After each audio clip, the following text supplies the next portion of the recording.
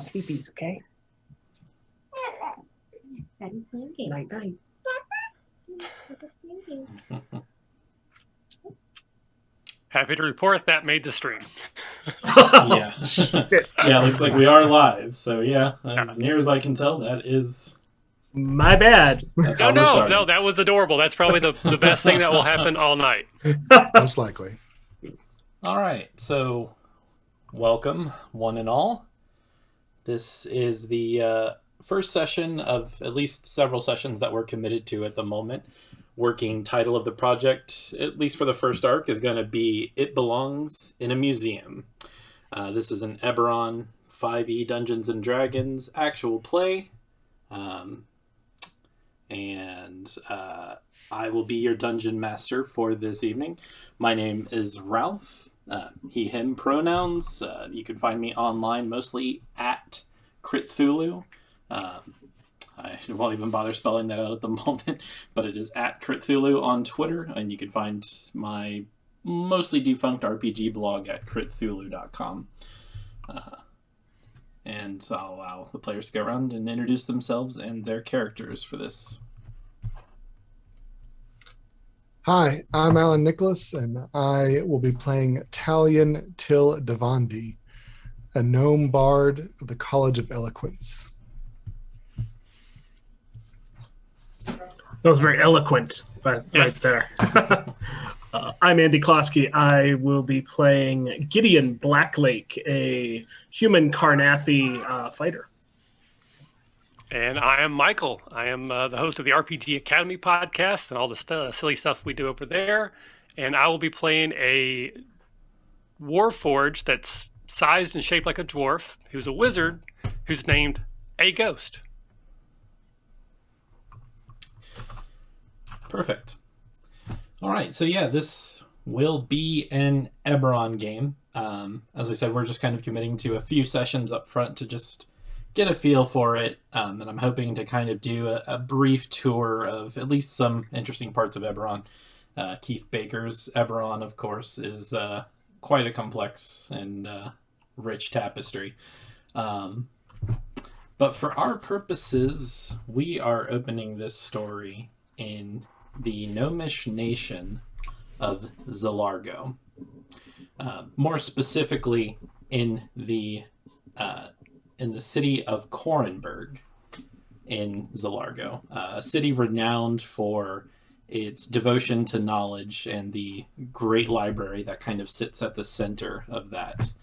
Zalargo is, of course, one of the nations that carved itself out a place in Corvair at the end of the last war, striking a deal that netted them a whole country and kingdom.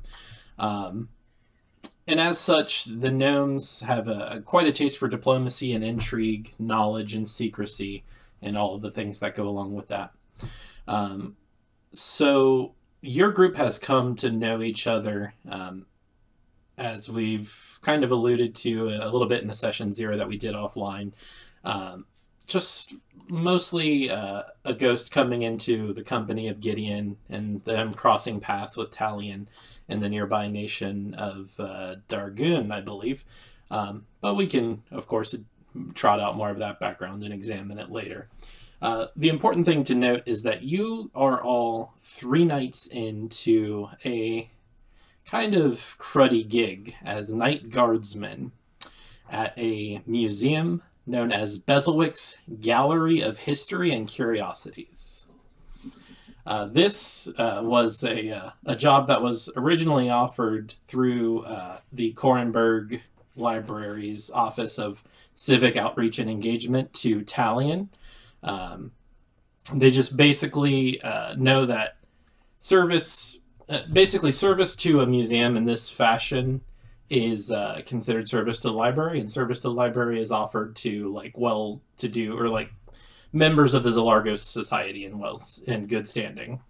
So Talion, just not wanting to be alone, I'm assuming for these long nights, it's a total of a 4-night gig, so you're 75% of the way through, brought a couple of you on board to kind of keep him company and keep an eye on things. You know that Zalargo in general, and maybe even specifically Korranberg, is a pretty quiet city.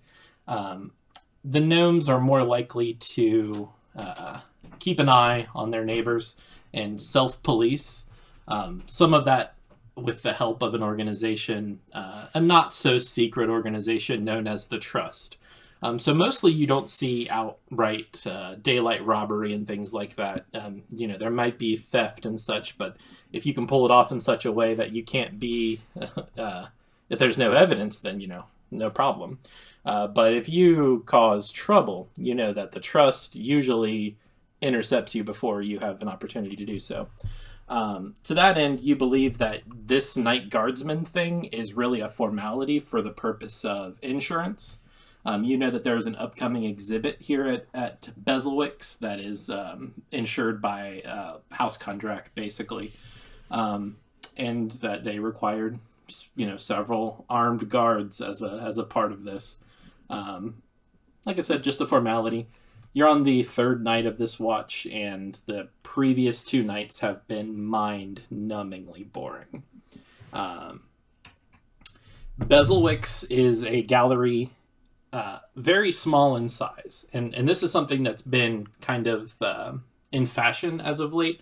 There are a number of small, more like art galleries than they are museums, but they call themselves museums to get that air of legitimacy. A number of small organizations like this have been cropping up all throughout the city, competing for reputation, competing for tidbits of knowledge and interesting things, foot traffic, donations. And they are usually pretty cutthroat in the sense that they're always trying to do bigger and better things to draw in bigger crowds. Some of them maybe even at the expense of historical authenticity. And you think that Bezelwick is definitely a businessman who stands to make a good coin with what he's doing here.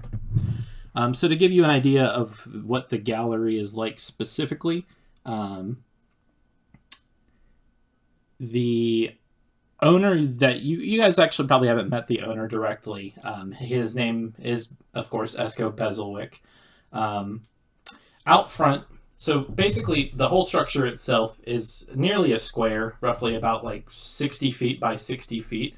And it's on the eastern side of the river in Korranberg, nearest the warehouse district. It itself looks like it was just a converted warehouse. Hanging out front, there's, on either side of a large wooden double doors, basically, is a banner depicting in like purple and gold, kind of gaudy font, calligraphy in Gnomish and in Common, the name of the upcoming exhibit, The Treasures of the Seawall Mountains. Within, you would know that there are roughly like 3 sections to the museum, 3 or 4, depending on how you wanted to divide it up. On either side, when you first enter the atrium, there's a set of stairs that go down into like a sunken gallery area.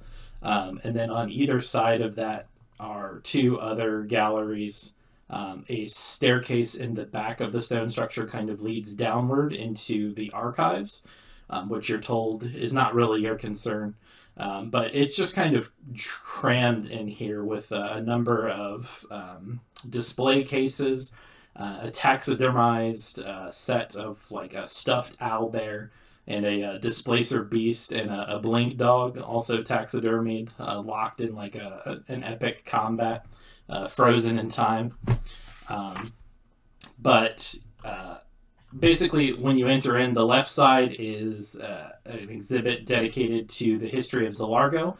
The right side seems to be dedicated to magical creatures and their accoutrement. And then in the sunken section in the midst of the warehouse turned gallery / museum, there are a number of display cases that have cloth coverings thrown over them. This is where they're staging for the Treasure of the Seawall exhibition, which is meant to happen the following evening. You were told basically that the only stipulations that you guys are given as far as keeping guard is that you should have 1 person on the front door and 1 person just kind of patrolling the building at any given time. the perimeter. Aside from the double doors that lead in and out, the place is windowless. There is, however, a gaudy addition that Bezelwick has made, a like glass dome window on the roof that allows, daylight in, and otherwise, is the only thing marking this thing from being just like all the other stone boxy warehouse buildings around you. The general neighborhood is around here gets pretty quiet. It's very much a warehouse. You could see that they are converting some of the buildings nearby to like lower end apartments. The night is kind of yours to pass. Your shift should last from, let's take a quick look here.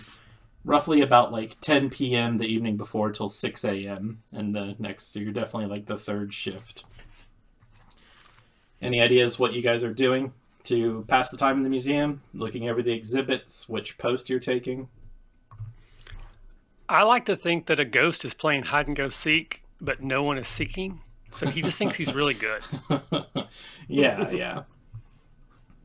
That makes sense. So I think you would maybe think, even in your childish innocence, perhaps, that you can like go down into the sunken gallery and use the sheets that are covering the display cases there.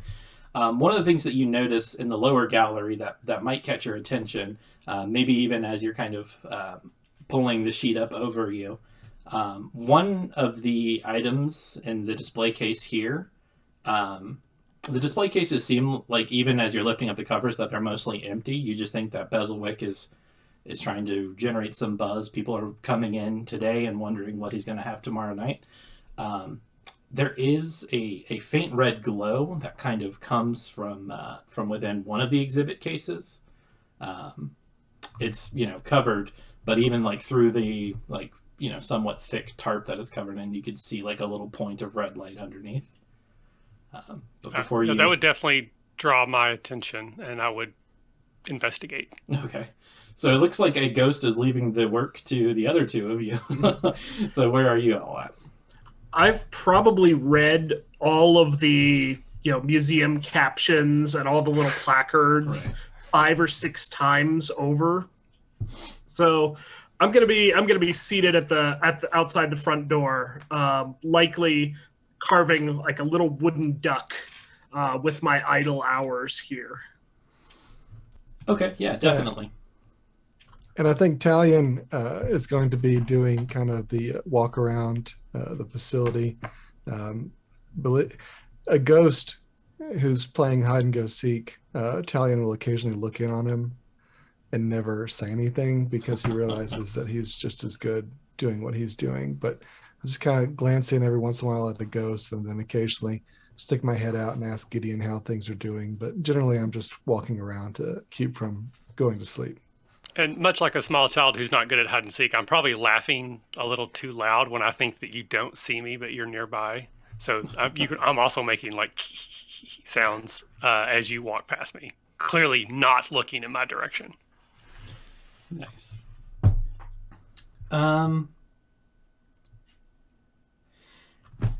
Yeah, perfect. Gideon, to that effect, as you've kind of perused and taken in the majority of the exhibits in Talion, you've walked by them a couple of times, patrolling inside and maybe walking the outside perimeter too. There's not, the building itself isn't too large. Again, you think this is really more just a formality for insurance's sake, but in the history exhibit of the Zolargo portion, Gideon, you probably read with, I don't know, you could decide what level of interest. There's a gold-plated ink pen in one of the display cases that's labeled as it belongs to one of the diplomatic attache's secretary's ink pen. And the plaque goes on to detail that this was a backup pen used by one of the secretaries in the pool of the diplomatic attaché that was sent to negotiate the Treaty of Thronehold. And, that seems like kind of specious. Like, it looks like just a gold-plated ink pen to you, which, is nice, but I have a pretty solid interest in history. I'm fairly well, Gideon's fairly well read and trained in history even. But at that point, once we're into the deputy attache's backup pen, it's like Yeah. the nobility has far too much money and far too little brain. Yeah. In addition to that, there's also a there's just several placards that kind of describe Zalargo's creation during the Treaty of Thronehold. There's also one of the exhibits nearer the back. Basically, the whole back wall seems to have like a number of like spear tips and like broken pottery pieces and things like that that are attributed to the Dakani, the goblin like kingdom, I guess you would say, or like, you know, the goblin force that used to kind of hold dominion over large swaths of Korranberg. But there's also a display case with some like fine grayish sand. And this allegedly is a sample of soil from the Mournland, which maybe catches your eye, at least the first night. But yeah, things of that nature. Talion in the magical creatures section, as I described, there is a stuffed owlbear in the far corner of the building, and there is a displacer beast and a blink dog kind of locked in an eternal struggle. But you also see some smaller things like owlbear egg fragments, a fire beetle carapace, and what is allegedly a copper dragon scale. It's under glass, so you can't really get a feel for it, but I mean, again, specious claim. You're like, I don't know if that's right. You know. But yeah, I mean, aside from kind of touring the museum and passing the time, carving your wooden duck, the first couple of hours of your shift pass by fairly uneventfully. You know that the road outside sees a lot more traffic during the day because it's got traffic from the dock and the warehouses nearby. But you see maybe, you know, one or two individuals kind of passing by, going in their opposite directions. Until Gideon, there is what's your passive perception? That's just proficiency plus wisdom, correct? 10 plus your perception score, basically. 14. 14? Okay, that's pretty good. You take notice of her the first time that she goes by, but by the second time that she comes back around, you're like keyed in on her, on the fact that for one, she's passed by and she's doubling back in the other direction. But seeing that you've taken notice of her, a ginger gnomish woman kind of breaks from her path, just kind of nonchalantly, like walking and whistling, you know, trying to be inconspicuous. And you can see that she comes towards you, fishes into her pocket, and flips out a small yellow notebook. And she goes, "Good evening. My name is my name is Tarina Talltail. Certainly, you've heard of me." I'm not exactly from here, so no, I haven't. Can I help you?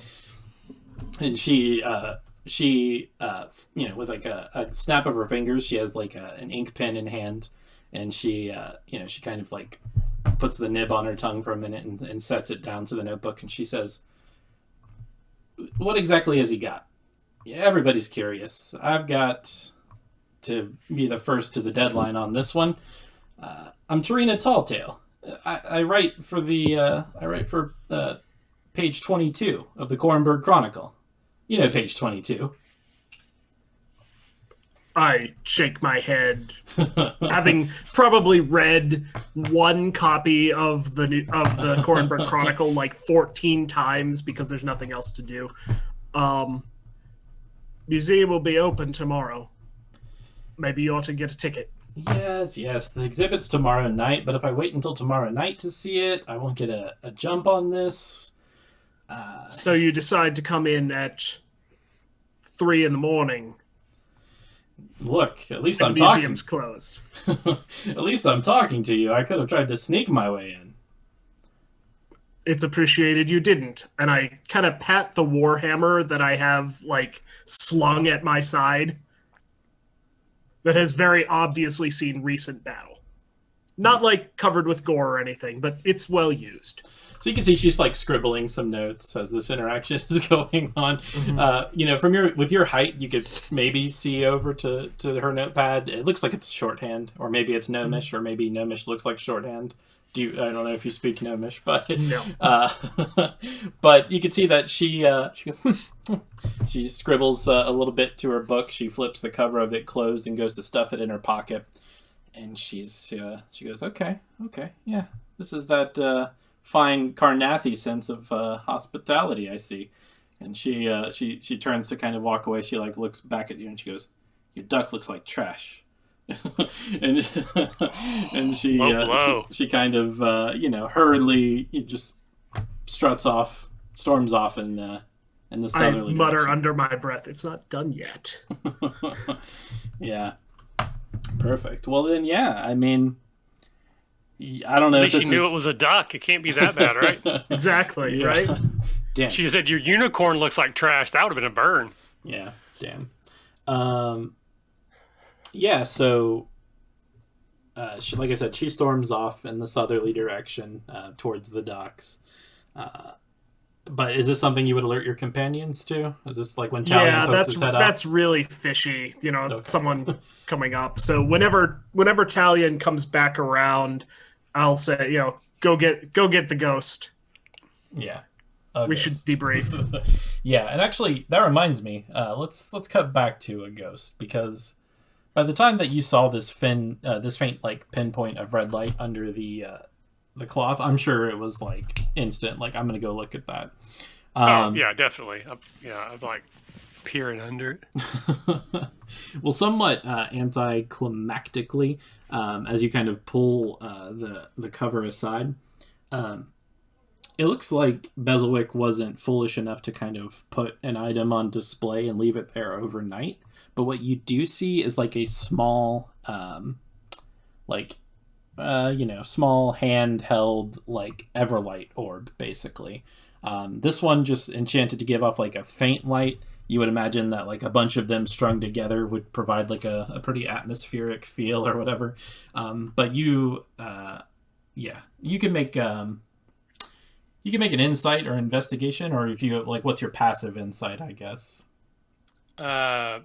Passive insight would be 9. Okay. Yeah. I mean, it's not readily apparent to you why he would leave this here.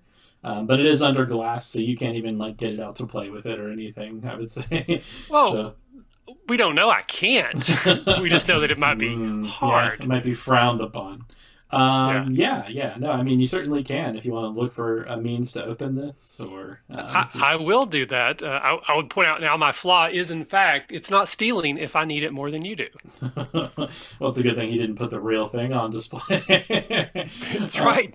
But yeah, okay. So yeah, I'll just sort of see if I can find a way to open it. I mean, I don't want to break it or anything, but I just, is there a catch? Does it lift up? That kind of thing. Yeah. You do find that the top of the display case itself does lift off with the kind of glass enclosure attached to it. But as you give that a try, you realize that there must be like a lock, and then kind of looking around the back corner, you can see that there is a keyhole. So this might be like, locked in place presently.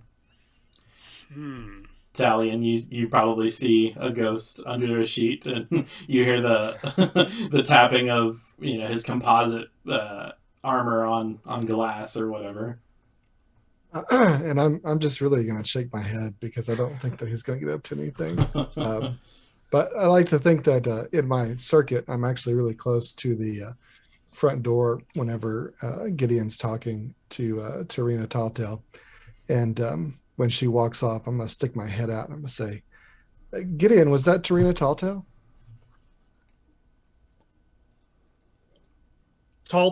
Yes, Talltale was her last name.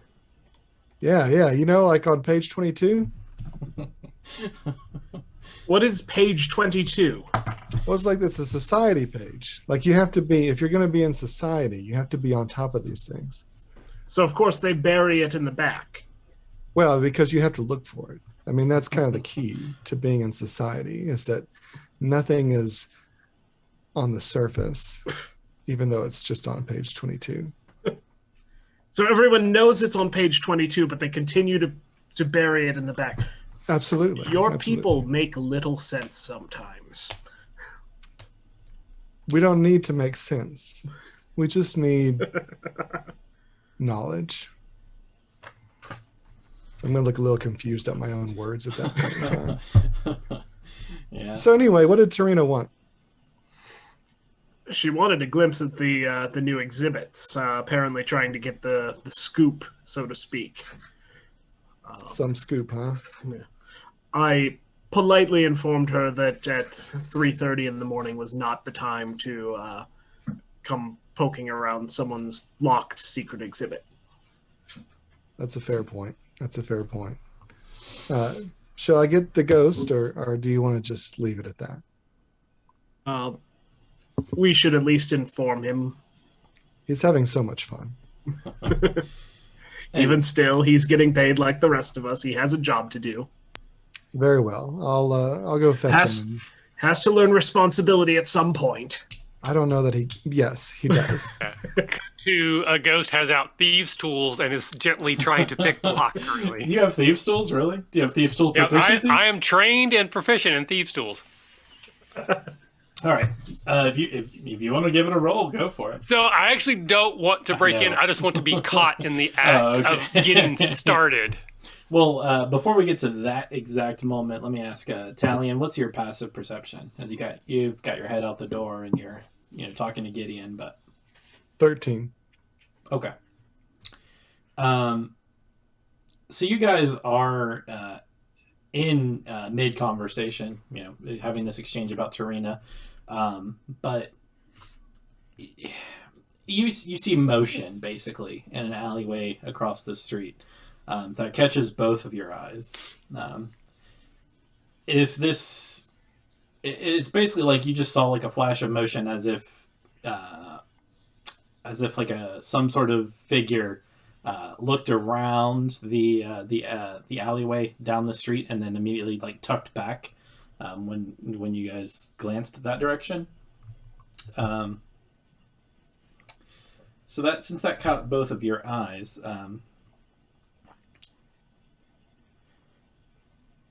Yeah, I would just say, that's all that happens. You kind of keep your eye in that direction for a second more. You pause a moment to see if it repeats itself or what's going to happen. And as you are, having this kind of slow consideration, you hear what sounds like perhaps some sort of battle cry. Does anybody speak Goblin? Okay. Nope. So suddenly, after this awkward pause and you guys are looking in that direction, two hobgoblins burst forth from that alleyway, just a short ways down the street from where you guys, up the street, I guess, from where you guys are presently. It seems like because they knew that they were spotted, they just decided to make themselves known. So to that end, maybe we should go ahead and roll for initiative. A ghost. I almost want to give you disadvantage on your initiative check. I don't know if that's mean-spirited. I mean, I'm actually fine with not even being a part of the battle. Like, if Talion didn't come down there, then I'm definitely breaking into this case. Well, and I'll tell you, the first thing Talion would do after seeing them burst forth would say, Gideon, I'm going to go get the ghost. And then I would take off to get the ghost. Oh, man. You guys don't know each other. All right. So, yeah, let's just, honor system. If you want to just roll at home, definitely. And then I'll go to Gideon for his number first. A mighty 3. Ooh, fast acting. Let's go to Talion. 18. And a ghost. So are you giving me disadvantage on? Yeah, I'd say you're pretty absorbed in what you're doing at the moment. So yeah, let's And just that say. will be a 2. Oof. How cruel. It would have been a 4, so it really wasn't a huge detriment. All right. Let's see here. I can get in my box.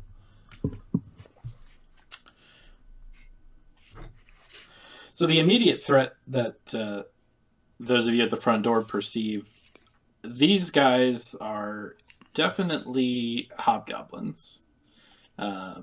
They have the yellowish, like tan skin. They're maybe as close to like a little over 6 feet tall. Chain mail rather, and shields. And as they are on their way towards you, they do begin to kind of draw long swords. Like I said, it definitely seems like a battle cry of some sort was uttered. And then let me just. Might I have heard this while I was working in Dargun? Yeah. Even if I don't know what it means, might I have heard it in passing? Yeah. So the one word that definitely sticks out to you is, I believe the word is pronounced acha, which is basically honor. So you take from this that this is a cry meaning like for honor, or something along those lines. Just a second here. Let me.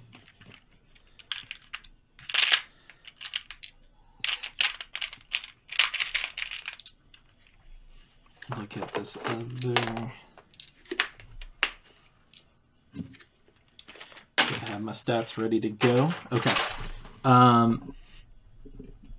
Italian, you are reacting to this first.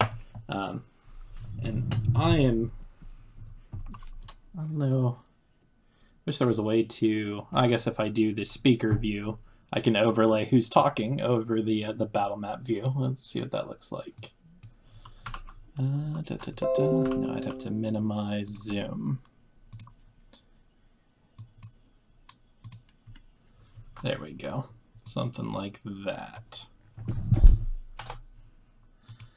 So Talion, do you want to go ahead and pick one of these tokens to represent your color, especially since you're acting first, and you can put yourself on the other side of the door here. Which other side of the door? On the interior. You were sticking your head out, you said. Right here? Yeah, that should work. And Okay. Gideon, you could pick your color and put yourself outside the door. You were talking to him. And then a ghost, pick your color and I'll delete the other token. Sure. I had blue. I moved blue earlier, so I'll just go right there. Perfect. I'll go with orange. Yeah, and those center display cases in that sunken section in the middle, that's where the red orb was. So you might want to move. So right in here. Yeah. Or- Oh no, your color's so close. Yeah. So yeah, I'll go with the other one just for that. Yeah. I was going for a wooden color. And then how do I delete a token? I think I can. I got to view as GM. All right. So we'll go ahead and create a couple of tokens to represent the hobgoblin warriors are coming out of this alleyway. We'll say one's there and one's there. But Talion, you are certainly acting first. All right. So I'm going to, first thing I'm going to do really is kind of stretch my, yell over my shoulder. A ghost, we need you. And then I've got a little crossbow, and I'm going to take a shot at probably the one that's closest to the corner. I think that's probably the best chance I've got because I am partially occluded. But I did roll a 20 to hit on that. Dang. Yeah, that's a square hit. Yeah, absolutely. So, and I'm sorry, what are you shooting? What is this weapon? It's a little crossbow. Oh, okay. Yeah, so you whip out the crossbow. Fortunately, you're able to kind of stow that while it's still loaded, and you're on guard duty, so maybe you even had one in the chamber. But yeah, you can take a shot at one of those guys. That is a solid hit. It just soars right over the guy's shield and catches him. How much damage are we looking at? 6. 6 points of damage.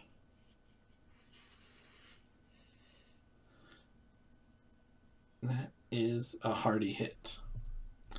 Yeah, so like I said, it soars through the kind of stillness of the quiet night street.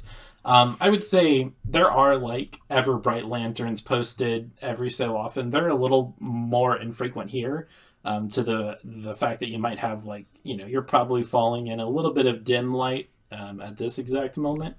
But yeah, 6 points of damage, and I will say, to use a 4E term that I still find useful, that one is bloodied. So yeah, it's a solid hit, right over his shield and into his chest, and you can see that he maybe takes a half step back, but lowers his head and continues in your direction.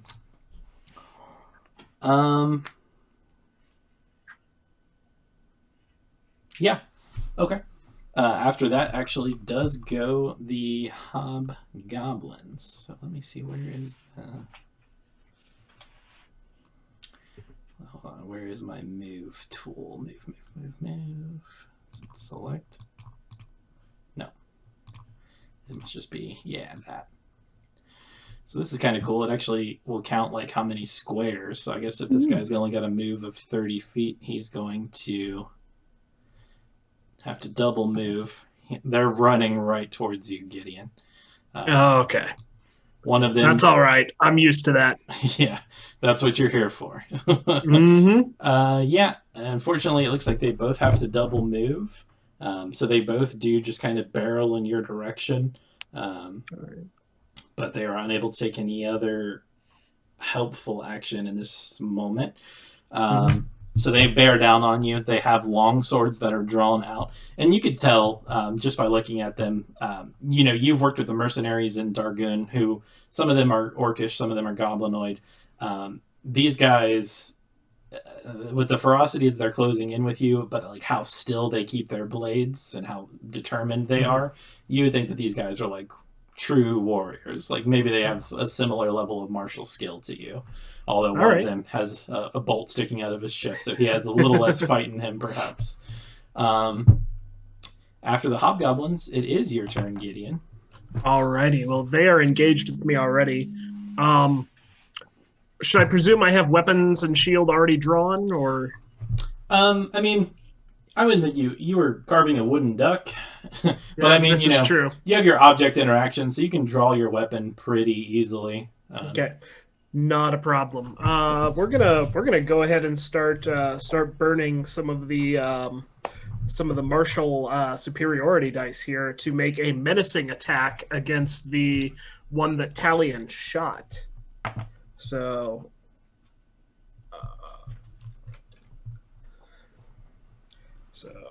rolling hit. Total to hit is a 15. Ooh, 15. I think is a little short. I think you underestimated a little bit. The one as you are raising your warhammer up, he intercepts it with his shield. Just kind of chucking his arm out in front of you. All right then. I'm already happily in melee here. I will raise a cry for the guard. Nice loud shout. Getting in the guy's face, and even if I'm not doing damage, making a big ruckus. All right. Sure. Bonus action call for help. So it makes a lot of sense. Yeah, you certainly do that. You don't see any immediate signs of action. None of the windows in the nearby building or anything light up, but you never know. It might be of some help here. A ghost. You are the last to act, which is fitting for this, of course. So I would like to say, if you're okay with it, that because they were having the conversation, so I was actually down there a little longer than I thought I was going to be. Can I have tried to open the case before this happens? Yeah, definitely. I would Okay. say in exchange for that disadvantage I made you take. So go ahead and give me that. Perfect. All right. That is only a 13. Bezelwick, unfortunately, he might need to invest in stronger locks. As you fiddle in the case, maybe even, as you said, you weren't really trying to do it, but you find that it catches. You hear the lock click, and you feel that the case is opened. So maybe maybe you're at this moment kind of holding the top of the case in your hand still. Yeah, that's what I feel like it's held open, and then that's when I hear, a ghost, we need you. And so there's that moment of like, I look over and I look back, like, what do I do? What do I do? Cut to, I come running into the scene, and there's a glow inside my mouth as if I've quickly stuffed that Eberron thing inside there. Because I don't actually move my mouth when I talk, so there's just an opening there. So there's just this red light come out as I run up. What is happening, Talion? Till Davide? Why do you need a ghost? Perfect. Well, yeah. With So my yellow cape flapping behind me just beautifully. Just very similar to this image behind me even. Yeah. Yeah, definitely. So you close that distance easily. You are you're only like 20 feet from the door, and it's a short flight of stairs to kind of reach the atrium. Yep, so you are there presently. I would say... Who are these people? What are they doing? Yeah, the door's Who shot that guy? Yeah, exactly. Yeah, I don't know. Talion, do you have like a quick 6-second version of what you would tell him? How are you going to bring him up to speed on this? Yeah. Ask more questions later. Attack them. Who, these guys? Yes. Okay. So again, my personality is to ask a lot of questions. Okay. So I think I'll just do a ray of frost. It's always a good way to start. I can see one of them has a crossbow bolt in their chest. There's blood coming out. Gideon has taught me about concentrating fire, so I will attack the one that has already been hit. Sure. So I'm making a ranged attack against that one. So I think, again, we talked about it in session 0, but if there's somebody watching now or in the future, so my Warforge was built on the day of the morning. So there's this sort of like foggish glow that just sort of emanates from me at all times. It's very faint at this point, but every now and then there's like a little wisp of smoke to come off. And all of my spells are flavored a little bit around that. So when I cast Ray of Frost, there's just like that, the energy with my body just sort of emanates out and then connects, almost like a tendril of the Mornland streaking out and touching the person, or attempting to anyways. Creepy robot boys, creepy. Just a little bit, yes. Oh, not good. I am rolling great today. That would be a 6 plus whatever. It's 5, so it's an 11. It is a ranged touch attack, so it doesn't have to get through armor class, I guess. No, it's a ranged spell attack, so it isn't touch. Yeah. So yeah, so I have. Yeah, so it's that's 11. your 3.5 credentials are showing there. Yeah, no, I wish they made touch a thing in 5th edition. It would make a lot of sense, right? Or flat-footed for that matter. So unfortunately you maybe a little bit winded from well, I guess you don't get winded. Maybe just from running up the stairs and asking these questions. There was a lot happening, a lot going on. I made probably a snap decision near the end. I also have a red glow from my mouth, and maybe I'm trying to make sure no one notices that, so I'm like talking my head down a little bit. Yeah, hang on 1 second. I started playing with different views. Oh yeah, there's more coming, by the way, guys. Just so you know. More. Italian says, beautiful. What? Next time, hit it. Oh, yeah. I was like, wait, more enemies? What do I don't know here? For a second, it looked to me like there was like extra yellow dots on the screen. No, I didn't know how I was supposed to see those. I'm playing with the tokens a bit. Okay. Perfect. Yeah. So those are not the tokens you're looking for. Yeah, your shot just goes a little bit wide. Fortunately, it goes over Gideon's shoulder as well. So no collateral damage. Lead your target, boy. Yeah. Talion, we come back to you at the top of the order. The situation is a bit crowded here. Those hobgoblins have closed distance. I would say you do have like the cover from like the door being ajar. I would say a ghost, you might have just kind of thrown your door open. Maybe that's your style. Oh yeah, But with a flourish. Yeah. So Italian, I will say you could probably move away from the one that you look like you're engaged with without an attack of opportunity, or maybe he would take an attack at disadvantage, just because you have a little bit of the wall and the door and the Gideon between you. The wall, the door. Also the a Gideon. wall. Yeah. I am much better at a distance, so it's way too crowded right there. So I'm going to kind of just get a little bit out of the way. Perfect. I think that wasn't too far. No, you're good. And then I'm going to take another shot at the gentleman with the Bolt's already in him. bolt already in him. Go for it.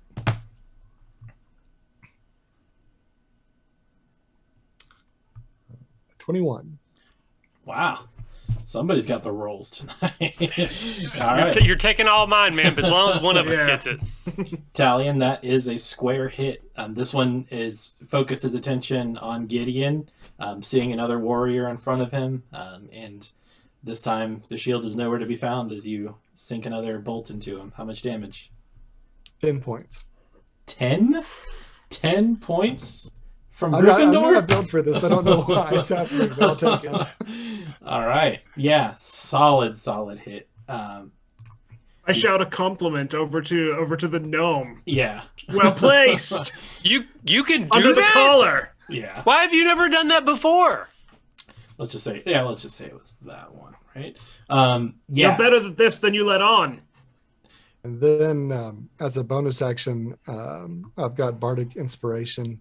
Oh, And yeah. I'm going to say, Gideon, it's your turn.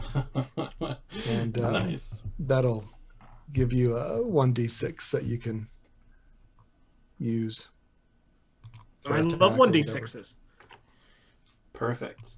Well, after Talion, and now able to act because they are in the correct position, a ghost. This might only be obvious to you.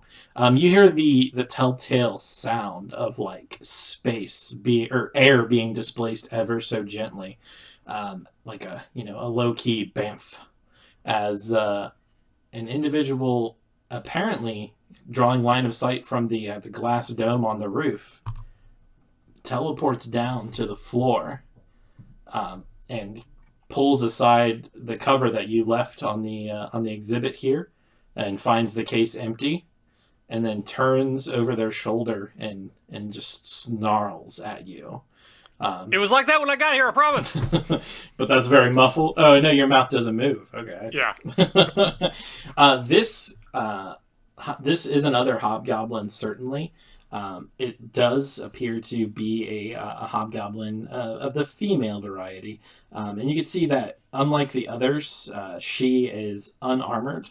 And she is just wearing like a bandolier filled with daggers and sharp, pointy objects. She looks, let's say, somewhat similar to that character from Shadow and Bone. You guys, Shadow and Bone, the female? No? Okay. The assassin? No. Okay. Never mind. But No, yeah. I got you. She looks in your direction, and she sees that you and Gideon are kind of engaged with her compatriots at the front, and a couple of daggers are going to kind of get loosed in your guys' direction here.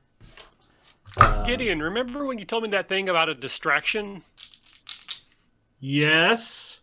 And then daggers come flying at us. All right, so the first two are definite hits. I can just say the naked die is pretty high. What is your AC? A ghost. It is currently 13. If I had been more prepared, it would have been a 14. Yeah, there's always that. That's what they always say. The first two daggers lance out at you, and you take a total of 9 points of damage from two of them. Okay. Yeah, she just pulls from her bandolier and just throws in a fluid motion, basically. And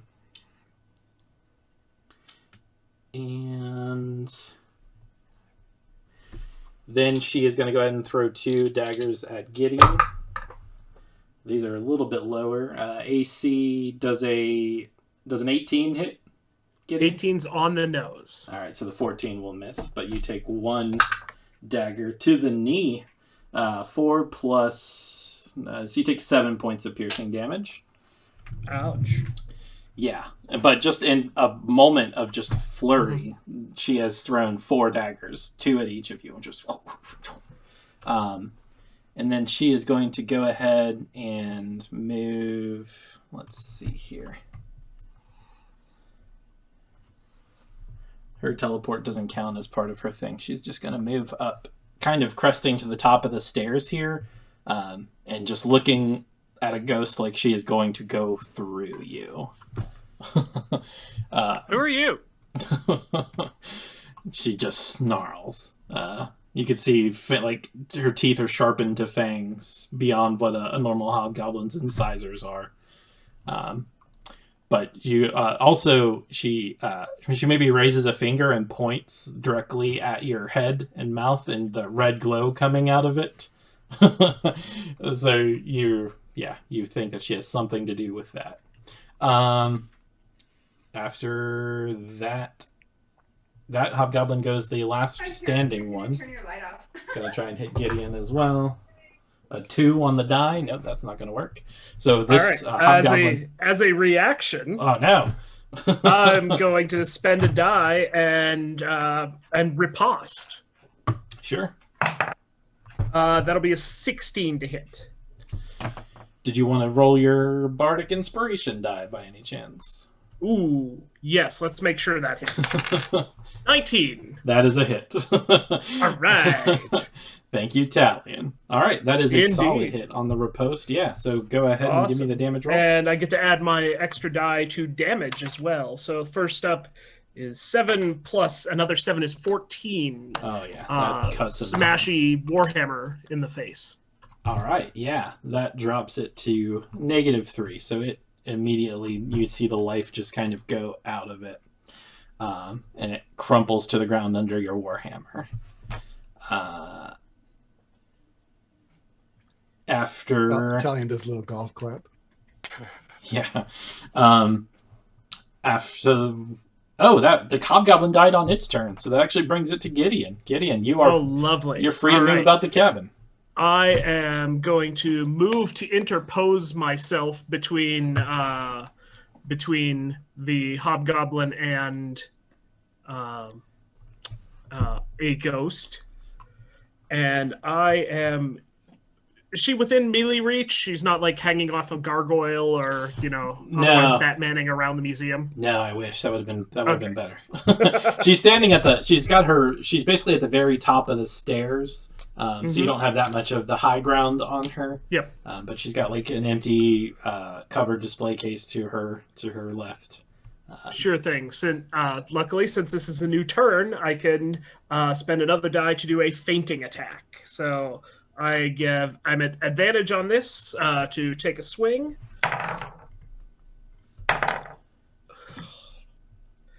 My choices are a 3 or a 1. 3. Yep. Grand total of 8 to hit. So, as I described to a ghost a moment ago, she is not armored at all, but you can see that she moves with such like alacrity that she just twists out of the way completely from you. We are going to spend our action surge though as well to get that extra action. Go for it. That will be a 16 to hit. 16 is a hit. Yes. All right. She's not that fast. Glancing blow, 5 damage.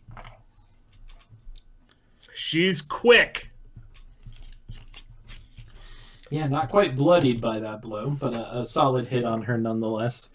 You could see that even though she takes your hammer blow, she is still kind of glancing over your shoulder, trying to make out the red glow, perhaps from from a ghost's mouth, or she at least has a very particular interest in a ghost at the moment. But then again, he's an interesting looking being, so I am quite dashing in my cape. I don't suppose by chance I've noticed the red glow coming from a ghost's mouth that isn't usually there. Yeah, with your passive perception, I'd say. I mean, it's not difficult to see, Okay. but Over my shoulder. What did you do?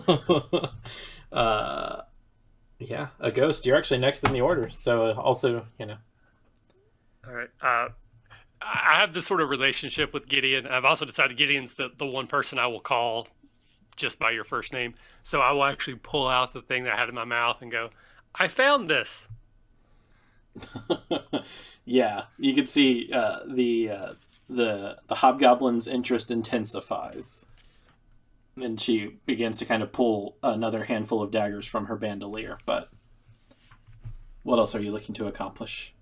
Does Gideon have a reaction to my my?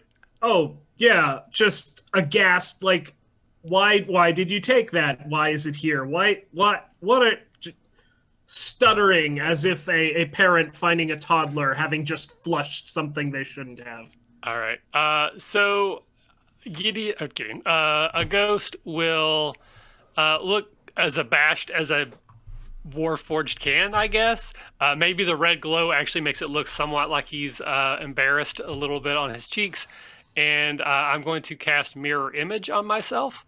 So the swirling mist around me will coalesce and then separate out, and there are now 4 identical versions of myself, each holding the red object, which I will then sort of sheepishly put back in my mouth. Okay, perfect. Yeah, and because of because there are multiple copies of you, you can see the hobgoblin's eyes kind of dart around, looking at the item that you've held out, and even before you kind of stuff it away, she's taking notice of what's going on with that. But we come back around to the top of the order with Talion Hobgoblin Slayer. Oh wait, was that? Did you? Oh, you cast Mirror Image. Yeah, you're good. Yeah. All right. I'm making a mental note to call myself Talion Hobgoblin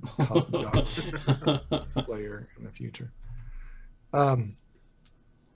So from my perspective, I've seen them get hit by daggers, and I've seen them go inside, but I have not seen the hobgoblin. Yeah, from your vantage point, it should become. You do now see 4 of me, however.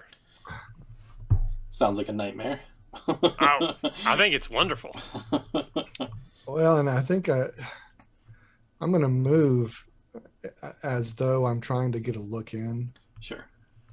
But from the description that a ghost gave, I imagine that all I really see is a lot of a ghost. Yeah. Yeah, it's definitely, it's gotten pretty crowded in there. I don't know, your passive perception is 14, so you might be able to kind of peer through what looks like a small crowd at this moment and see a figure that is not one of your friends. I'd say, like, from this vantage point with Gideon, she might benefit from a little bit of cover, but you still think you might be able to take a shot if you'd like.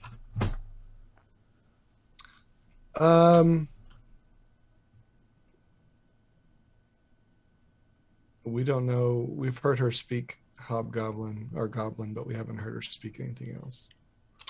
Maybe this is all just some sort of misunderstanding.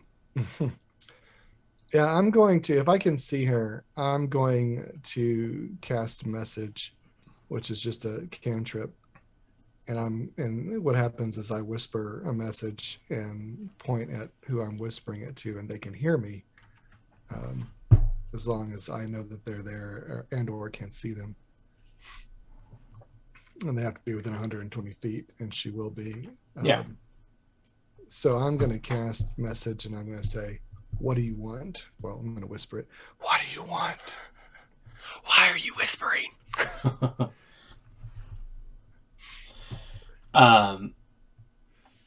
She takes a quick assessment of the battlefield and maybe spies you through this crowd just for a moment.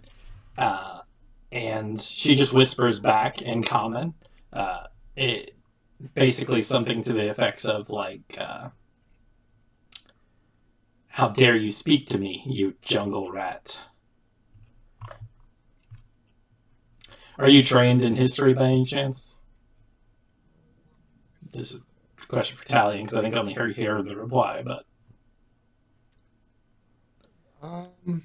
Did she have to vocalize? Like, even if we couldn't hear it, do we see? I think when you respond to a message, you respond in a whisper. I think. Right. Yeah. What did she say? It should effectively just be a communique between the two of us. Yeah. No, I'm not really. I have pretty good stats in history. Yeah, I would say though, like with your background being a gnome, being Zill, you would know that this was like the goblinoid slur for the gnomes back in the height of the Dakani Empire. So it's not something you hear even in Dargoon nowadays, but like it's definitely an insult. That's as much as you need to make of it. All right. So I'm gonna say to a ghost and Gideon, she clearly wants to die. All right, perfect. All right, so the interior of the museum is, and perhaps I should have described this earlier, is somewhat, it's dimly lit. There are like ever bright sconces, effectively, but they dim a little towards the evening hours, and even in the height of day, the dome, with the daylight, kind of illuminates the majority of this place. So you see the Dakani, or the hobgoblin rather, woman in front of you take a step back and then just kind of disapparate into the shadows, just becoming one with the darkness that kind of just coalesces around her feet and eventually like envelops her. She is going to teleport here into the street, and then she is going to... That is an action that she has available. She is then going to book it. She's cheesing it. And she gets about yay far. Wait, hold on. Let me check her speed. Nope. She has a 40 foot. So she is going to actually dip just around the corner. And I can fog of war this. Hold on. Let me see if I can... there is a way to draw the fog. Yeah. So her token should be hidden for you guys, but if you're looking at the screen, then... Oh, okay. Well, that doesn't work. Yeah, whatever. You guys get it. You don't know exactly... The building! You don't know exactly where she is, but she has dipped around that corner out of even Talion's view at this point. And she acted after him. She took an action and a move, and yeah. Maybe she remembered an appointment? Perhaps, yeah. Her all-night dentist. After the deceased hobgoblins goes Gideon. Okay. If I'm counting correctly, I can get to here. Yeah, I found, at least when I move a token, it counts up as a number of squares or something, so like about 6 squares should be good. Yeah, that's saying so. 1, I think if you cut diagonally, I don't know if it counts 2, more or less. 3, 4, 5, 6. Yeah, so I could get to here. All right, there we go. Talion, are you sharing this information with Gideon about which way she went? Oh yeah, it's the first thing I said. Okay. Yeah. Just So making sure. I guess Just that way. I'm assuming some kind of line of sight here, or no? She is just around the corner, and she is in the shadows, which is kind of her element. Okay. I'll say she has a little bit of cover. I'm going to give her a little bit of a bonus, but you might be able to, James Okay. McAvoy bend a bullet around or something? Oh, what's we're it not called? bending the bullet. We're going to bend a javelin of lightning. Oh, Jeebus. All right. Yeah, Quick I think- toss. I think that's fair. All right. Quick toss the javelin of lightning. She has to make a dexterity save. Yes. And she is the end target, so I also am making an attack against her as well. 17 plus 3. It's a 20 on the Okay. save, so she's good. Okay, on well, that, she's still taking half damage, Yep. unless she has something weird with that. So, Krakoom, 6 lightning damage. Okay. But I think you And- also, it's still a javelin throw, right? Yeah, So yeah. let's get that to hit. That is probably going to miss, unfortunately, with an 11. Oof, yeah. You do hear it kind of clatter against the cobblestone street, so it didn't Okay. stick in her, fortunately, which will make it maybe a little easier to recover. Yep. But yeah, Okay. That's a bonus action to do the quick toss, so I'm going to use my remaining action to just go ahead and I'm going to try to move around to intercept her as best I can. So just 34. Try to pull like there. brutal. All right, Gideon, a ghost. I'll look at Tal. What should I do? Follow them. Okay. Talion, are you going to stay behind and mind the shop, or? I'm following too. Yes.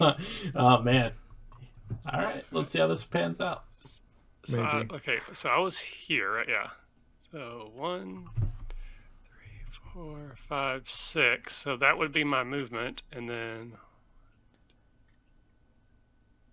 6 would put me. So if I double moved, I'd be here. I'm helping. Yeah, and at this point, it's like you guys are like in the third round of combat. There are probably you see some commotion in the distance. Far down the street in the other direction. You can hear voices kind of faintly calling out and things like that. Maybe repeating the sound of an alarm, or maybe just calling out, "What's going on down there?" Well, I mean, there was just a giant stroke of lightning Yes, down the middle yes. of the street, so that probably That makes sense. definitely helped. Yeah. If there's room to converse at all in here, I'll ask her to stand down. I said, this isn't worth giving up your life for. Just surrender now. Man, if only she could take you up on that. No, you don't even see any wavering in her conviction at this moment. After a ghost, Talion, we're back at the top of the order. So, I mean, I'm just going to follow. Let's see here. I'll move 6. That'll take me right there. I think I'll try and take a shot. I imagine she has a little bit of cover there. So you want me to do that at disadvantage? No, I think she's got a slight bump to her AC. I mean, the corner of that building isn't exactly square. So, Fair. I'll give it to you. With the way you've been rolling, you're probably going to hit anyway. Well, no. 15 to hit. Ugh, that would have hit without the cover, but Yeah. unfortunately, you account for the corner of that building. You're kind of sighting down. There's like a column out front holding up a little bit of an awning over the front of this building, and you just end up pegging it right into the center of the column. You're like tracking your target and right. I bent it too fast. Yeah. After Talion goes this remaining survivor.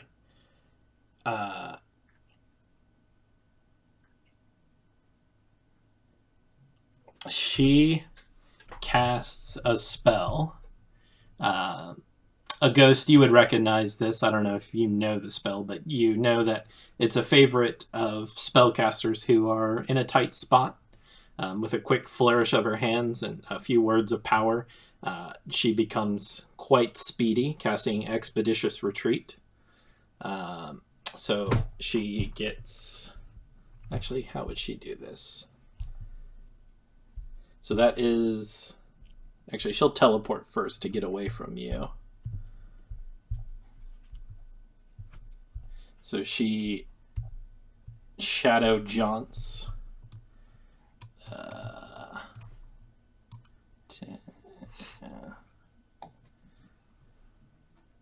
She teleports 30 feet. As a bonus action, she casts Expeditious Retreat, which lets her move another 30 feet. And that's her action and her bonus action, so she'll use her move and dip out another 30 feet.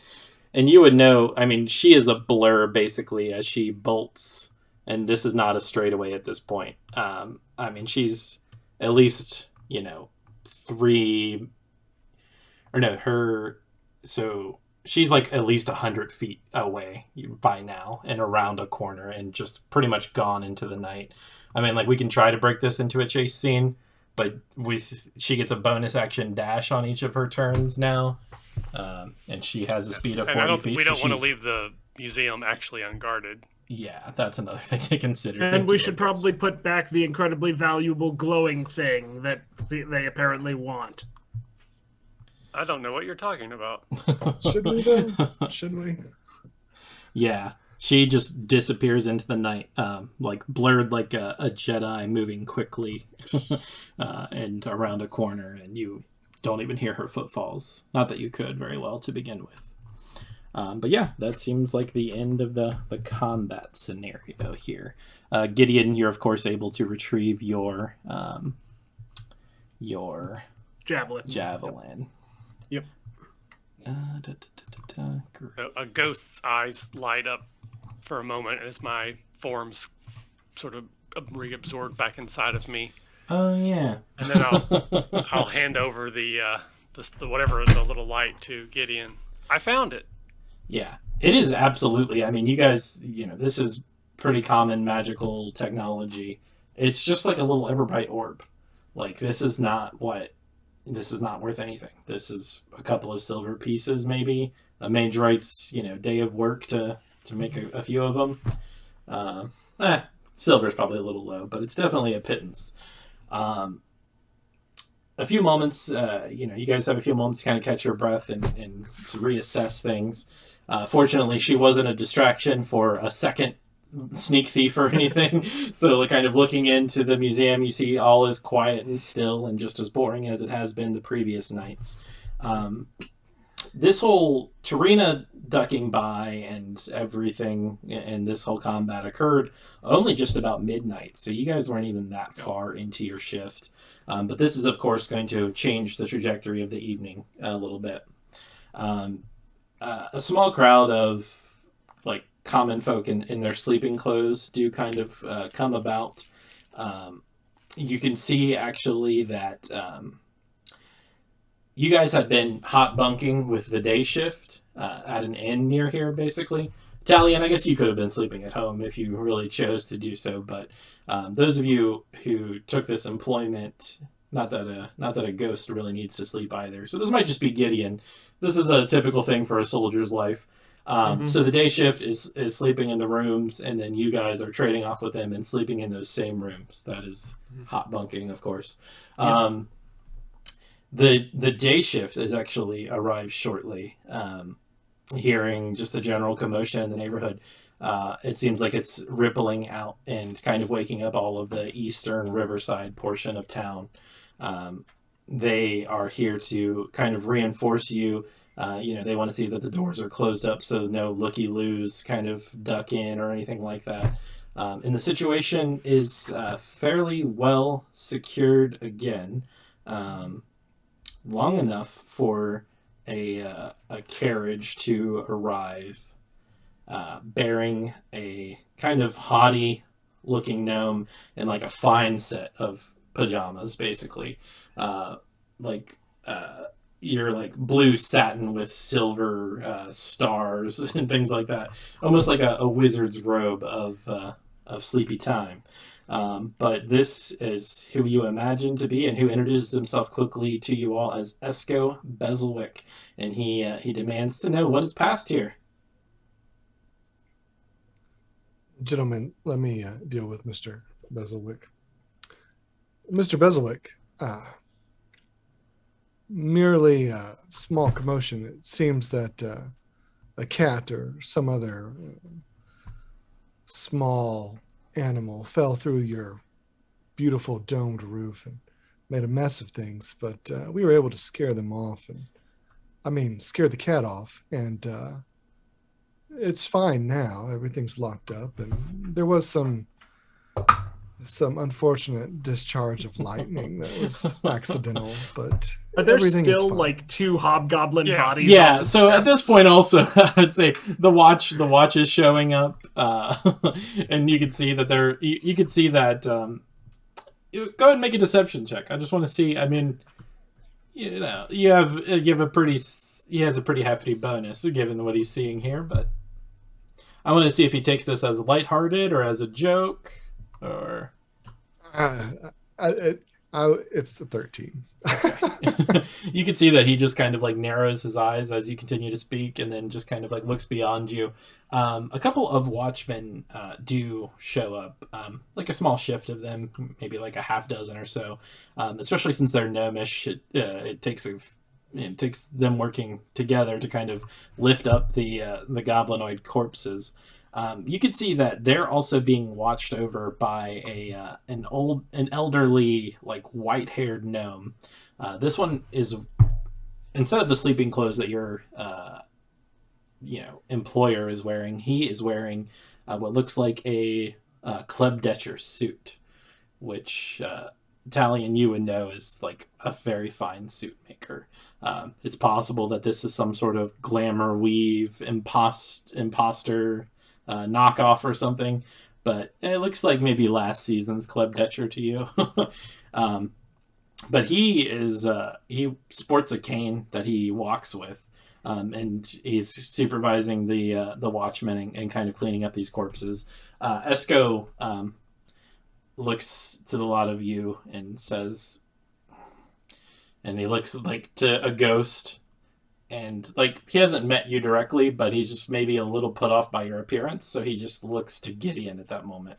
And he says, "You there, you have the bearing of a serious man. Tell me what happened."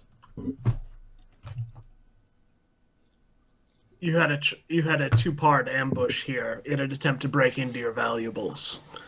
These 2 from the front, and a third, unfortunately, got away, infiltrated from the roof. Skilled magic user, could teleport very quickly. So he pulls forth a silver bell and gives it a shake, but you guys don't hear any sound. It seems like it's like a silver bell without a clapper or something. And he says, "Did they breach the archives?" And he's calling over his shoulder. He's turning this into like the Aaron Sorkin walk and talk. He wants to go in and take a look around to make sure everything's there. No, not that we're aware. Made it to the atrium here and kind of pointing to where we were fighting previously. Yeah. But not into the archives.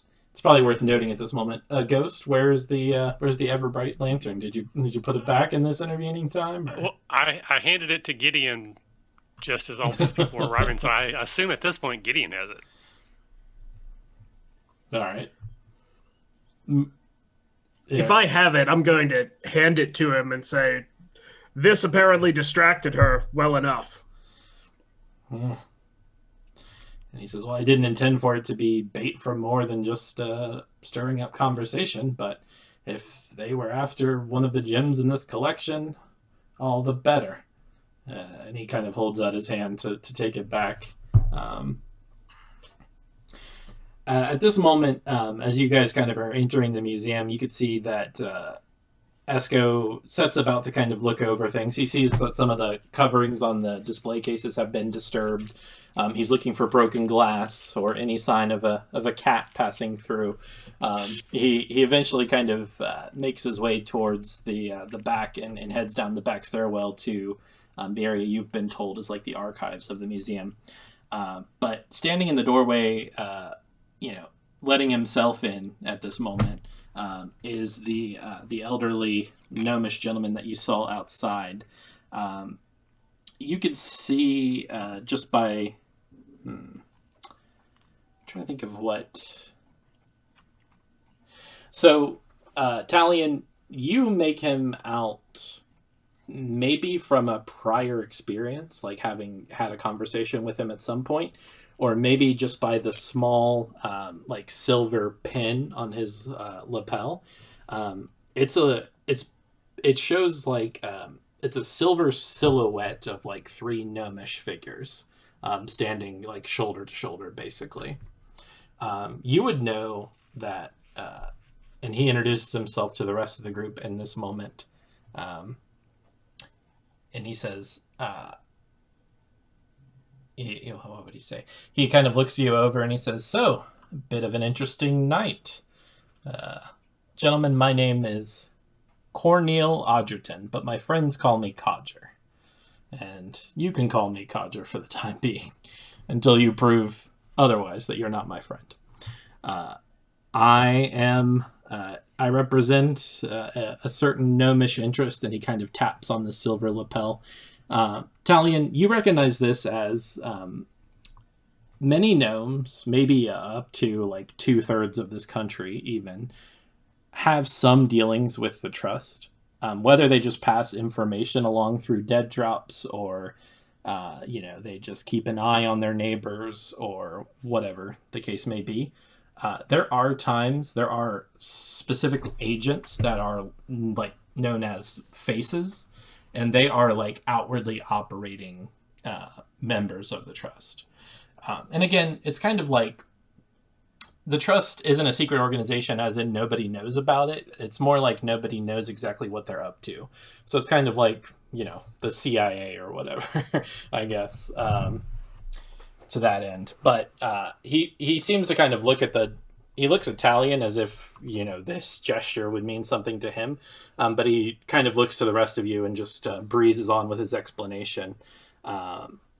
He says, "2 dead hobgobs on my streets at this hour, and no dead gnomes. Well, this is shaping up to be a fine evening, of course.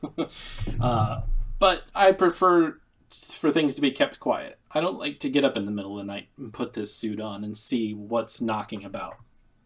So, what do you make of this? And spare me any stories about cats or any other sort of non-goblinoid interlopers."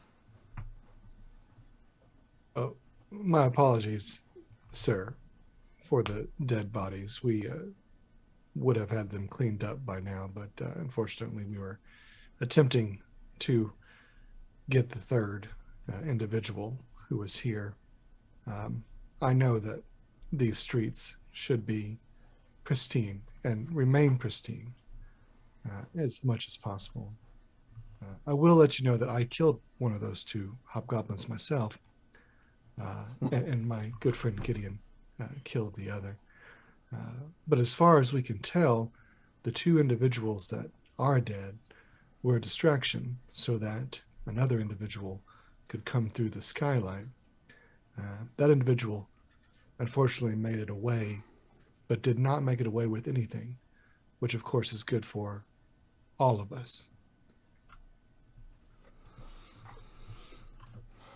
He looks to the Warforged and he squints. Like, it's an odd construction. Like I said, a ghost, it may even be that you get mistaken as some sort of like homunculus or golem, because you aren't built like the other Warforged. But just kind of squinting at you for a moment, says, "And you're some sort of bodyguard?" He looks at the Carnathian. He's like, I know a soldier when I see one, but I don't quite understand the make of you." And complete deadpan, because a ghost doesn't get the irony or the humor in this, I say, "I am a ghost," and then I flourish my cape. Indeed. I might have use for a ghost. I might have use for the lot of you, honestly. I'm going to look into things. I'm going to see what this third individual that you've referenced thought they were looking for. And if I have any more questions for you, I take it you're staying at the Sleepy Scholar? That's where the day shift said they were holing up. For the time being, yes. Yeah. And the day shift, you've met these guys just in passing. It's like a couple of gnomes and a couple of humans. They're out there just kind of dispersing the crowd, closing up the doors, helping the watch. The watch has kind of got the cart with the goblinoid bodies geared up and ready to go. Codger gives you all just kind of a nod, and he walks with his cane towards the back stairwell, seemingly following Esco's path. And then, as if summoned, a couple of other museum employees arrive as well. These are a couple of other gnomish docents who are probably here to help secure things and take an inventory and look over for any potential damages that need to be reported to the insurance or whatever. But, I mean, for the most part, that broke pretty clean. Yeah, perfect. What time is it? Let's hold there for just a second. Does anybody need a quick break or anything? We're about an hour and a half in. I've got more material, but is everybody good to keep I'm all right going? for the time being. Sure. I'm good. All I'm right, good. let me take a drink.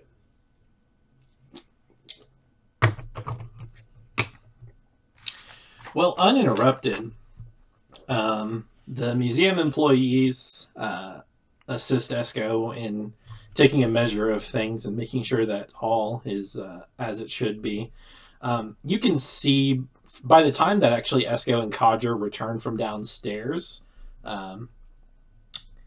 Talion, I guess I should write down everybody's passive insights. Who has like a passive insight of like 13 or higher? I just want to know who reads people the best. Okay. So everybody but a ghost. A ghost is like, facial expressions are... you guys see when Esco emerges from the archives a short time after Codger went to speak with him, he seems frustrated. He's kind of curtly speaks to his employees about making sure everything is shipshape. The exhibit will proceed tomorrow. But he kind of hastily makes his orders and leaves. Well, actually, no, hold on. He hastily kind of bosses them about, and then he approaches the lot of you, and he says,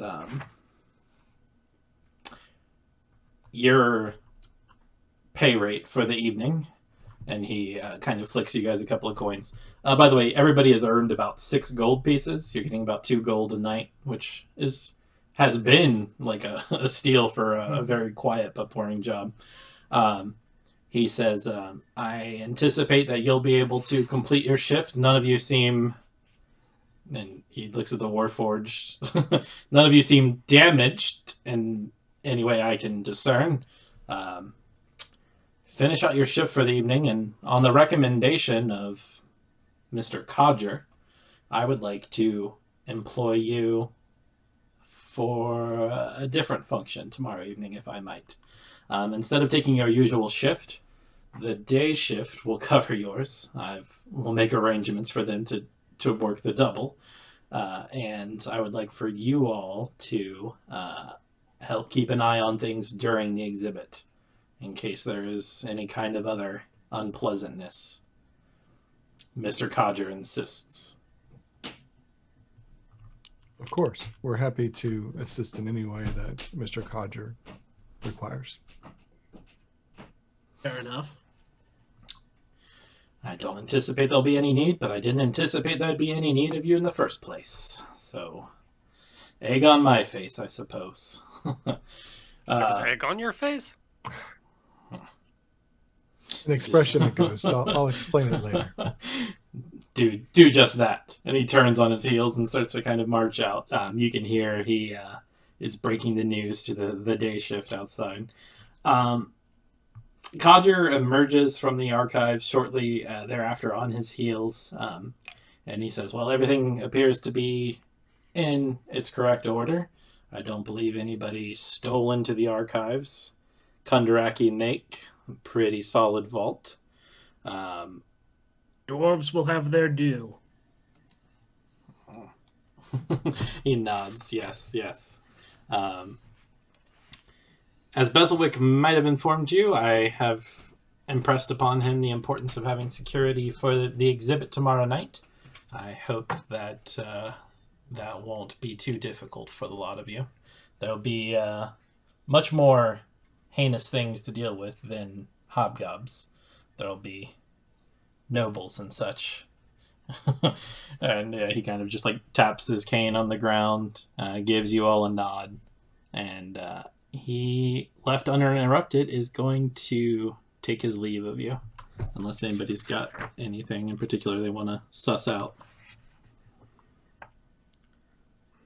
They don't seem overly concerned about anything being missing, and they seem pretty confident that the vault wasn't breached. So Yeah, you would say. if the employer's happy, I'm fine with them leaving. Sure. Absolutely. Yeah, so you guys relieve the day shift. They're happy to head off to their bunks, knowing that they're going to have to work an extra long shift tomorrow. But you would also note that the exhibit is only supposed to take place for one night. It's been heavily advertised. He commissioned these banners. But it seems like the collection that has been brought in for display was only brought in a few days ago. Arrangements were made, advertisements were made, and after tomorrow night, the collection should be removed from here, and that should be the end of the interesting portion of things here. You can also see, as you guys relieve the day shift, they're kind of ushering away the majority of the crowd, but there is one female gnome that remains behind, the short ginger Tarina Talltail that you have met previously. You can see that she's been like furiously taking notes and maybe even sketching with the speed that her pen is moving, as the crowd is dispersing and she's taking in what's going on here. She waits for the day shift to head back to the Sleepy Scribe. She waits for the majority of the crowd to kind of disperse, and she just kind of stands a short distance away, taking her notes, and eventually she does kind of draw nearer to you all. Are you guys going to fall back into the same old, or, I mean, you all might be present at this moment. Everything's kind of dispersing. So she walks up and immediately looks to a ghost, as if she's had a hard time like writing a description for you. She still has like her notebook and pen, and she goes, so gnome, Carnathi, and A ghost. ghost. And I flourish my cape. You can see like she just jots something quickly. She And goes, who are you? I'm Tarina Talltail. I write for the Korranberg Chronicle, page 22. And she like leans forward kind of expectantly, like, page 22. Does that come before 23? She like looks I can't believe you guys don't know page 22. Page 22 is Tarina. I'm Talion. I apologize for these gentlemen. They're just not local, but I read your stuff every day. You have a fantastic. She's immediately scribbling notes. She seems like she like catches your name and you usually like writes it down.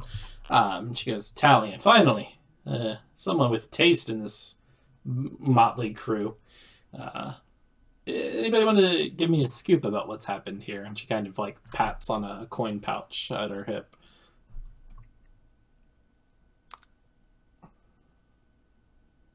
Well, Tarina, this is going to sound crazy. I like crazy. But there was this cat that happened to fall through the dome inside. At this point, I just sit down and go back to carving my duck and just let him spin lie after lie after lie. I'm going to go make sure they lock that case back. Yeah, sounds about right. Yeah, so you can actually see that. What would Esco have done?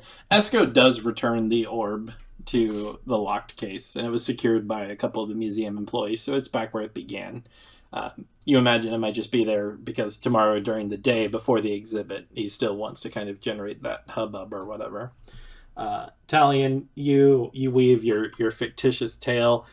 You can see that Tarina starts off taking notes very quickly. Go ahead and make a deception check for me. I'm going to use my hard die for that one. Oh, wait. Yeah, wait. Is it...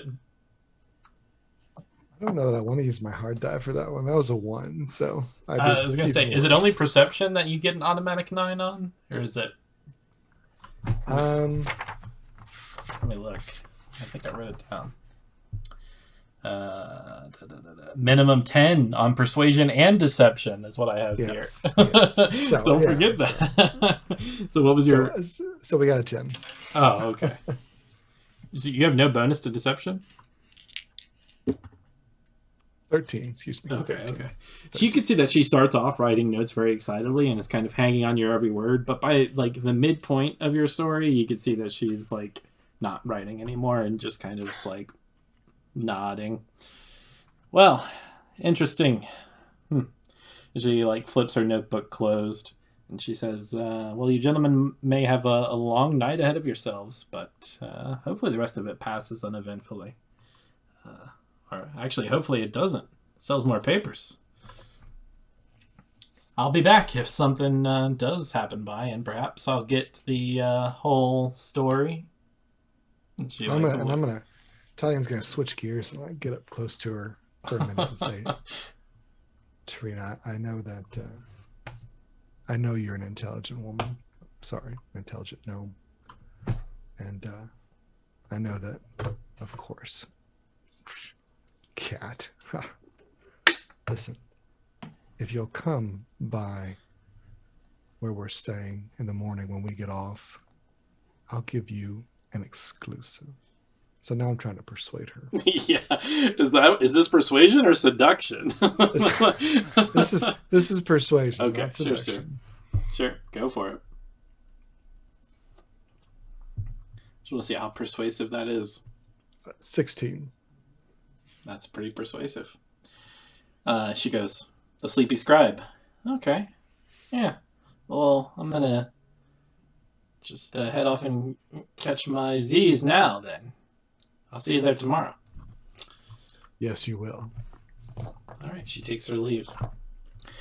Yeah, the rest of the evening passes uneventfully. I'm assuming you guys are kind of keeping up watch. A ghost, maybe you're even persuaded to take a patrol around since you don't fatigue as easily as your more organic companions. Sure. But even as distracted as you might become strolling the perimeter this late at night, peering up at the stars and such, nothing ill happens to you all for the rest of the evening. You guys definitely get the equivalent of like a short rest. But come morning time at 6 a.m., the day shift is a little late showing up. You can see that maybe they were dragging a little bit, having a little difficulty getting back to sleep after the night's events.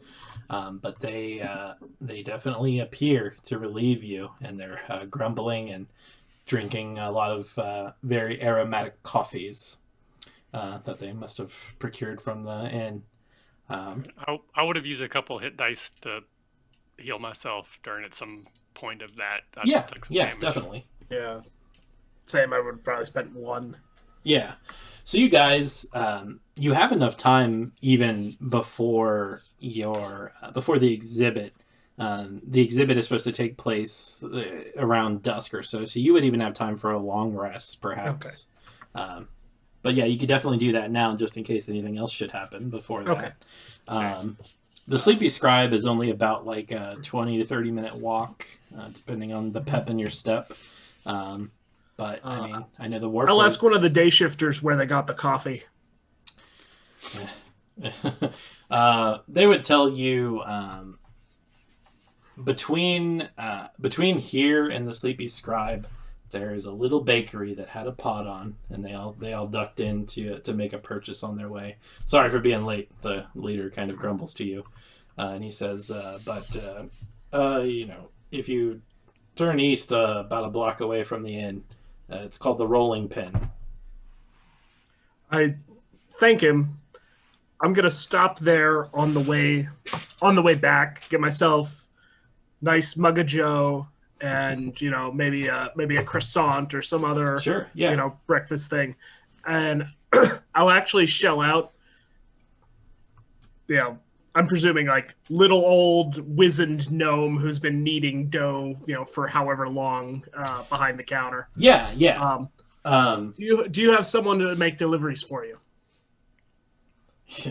Wow, this is a gig economy. You're looking for a job? No. So a couple of things. No, like I wanted to send the day shift guys coffee. Yeah, I was going to later in the say day. When Gideon takes this detour, do you guys accompany him? I think a ghost would stand outside. I don't eat or drink, so I don't have a lot of interest in. Sure. And Talion's going to try and see if Tarina meets up with them. So I'll probably leave the two of them. Okay, yeah, easy enough. Gideon, just to describe it for you real quick, there's like a little wooden sign hanging out in front of this bakery. It is called the Rolling Pin, and it's actually Pen, P-E-N, and you can see that the logo, like the design on the board is such that one end is like the end of an ink pen, like the writing nib portion of it, and at the far end is like a handle, as if like a rolling pin. Yeah. You get That's this. Yeah, you get the sense that it's two elderly-ish gnomes, or at least up in their years a bit. And it's a husband and wife team. So yeah, they have the croissants. They have they put another pot of coffee on when they see you roll in, because the gnomish pots are a little smaller. But as that's kind of burbling up, you strike up the conversation. And the man behind the counter confirms for you. My grandson will come here about midday to make some rounds. I shell out the couple silver or gold, however much. It's probably not any substantial amount of money to make sure that they have pot of coffee and a box of donuts or what have you, some pastries for them. With delivery, like 6 silver pieces for some pastries and a little bit of coffee. And I'm presuming for my stuff and that, I just toss them a full gold and, we'll call it that. They could retire early. Closing at noon. Yeah. Yeah. He takes he brushes the flour off his hand and takes your coin, kind of tucks it away in one of the belt pouches. You get hooked up with your croissant and your coffee. And the delivery will be made to Bezelwick's gallery at midday, which will hopefully bolster the spirits a bit. Talion, you are in the common room of the Sleepy Scribe, and you could see Tarina is there. She's like, throwing her hair up in a bit of like a messy bun, maybe not getting as many hours of sleep as she's like accustomed to or whatever. Still wearing like the same outfit from last night. But she is writing in her notebook in the common room, and still just like looking up from it occasionally. So she looks up and sees you come in. Gestures for you to come over to the table. So when I get there, I'm going to give her a version of the truth. It's going to be not quite accurate, but my goal is to persuade her to, on page 22, to write a story about the gallery's big night tonight, and to emphasize that as a result of what's happened, that there'll be 3 times as much security there as was originally intended. So I'm trying to get the word out on the streets that there's more security than there actually is, but just trying to maybe rattle some bones. That is a very clever use of words as armor. That's a very gnomish thing to do. Yeah, definitely. She says 3 times as many. Beswick can afford this, huh? He must be expecting a lot of people to be generous tonight. Well, I don't know that I should tell you this. So you didn't hear it from me. But there is another benefactor. One whose name cannot grace the pages of the journal.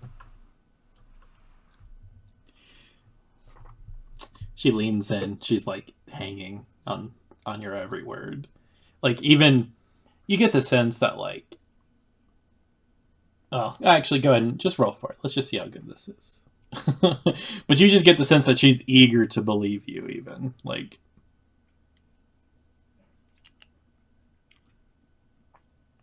$23.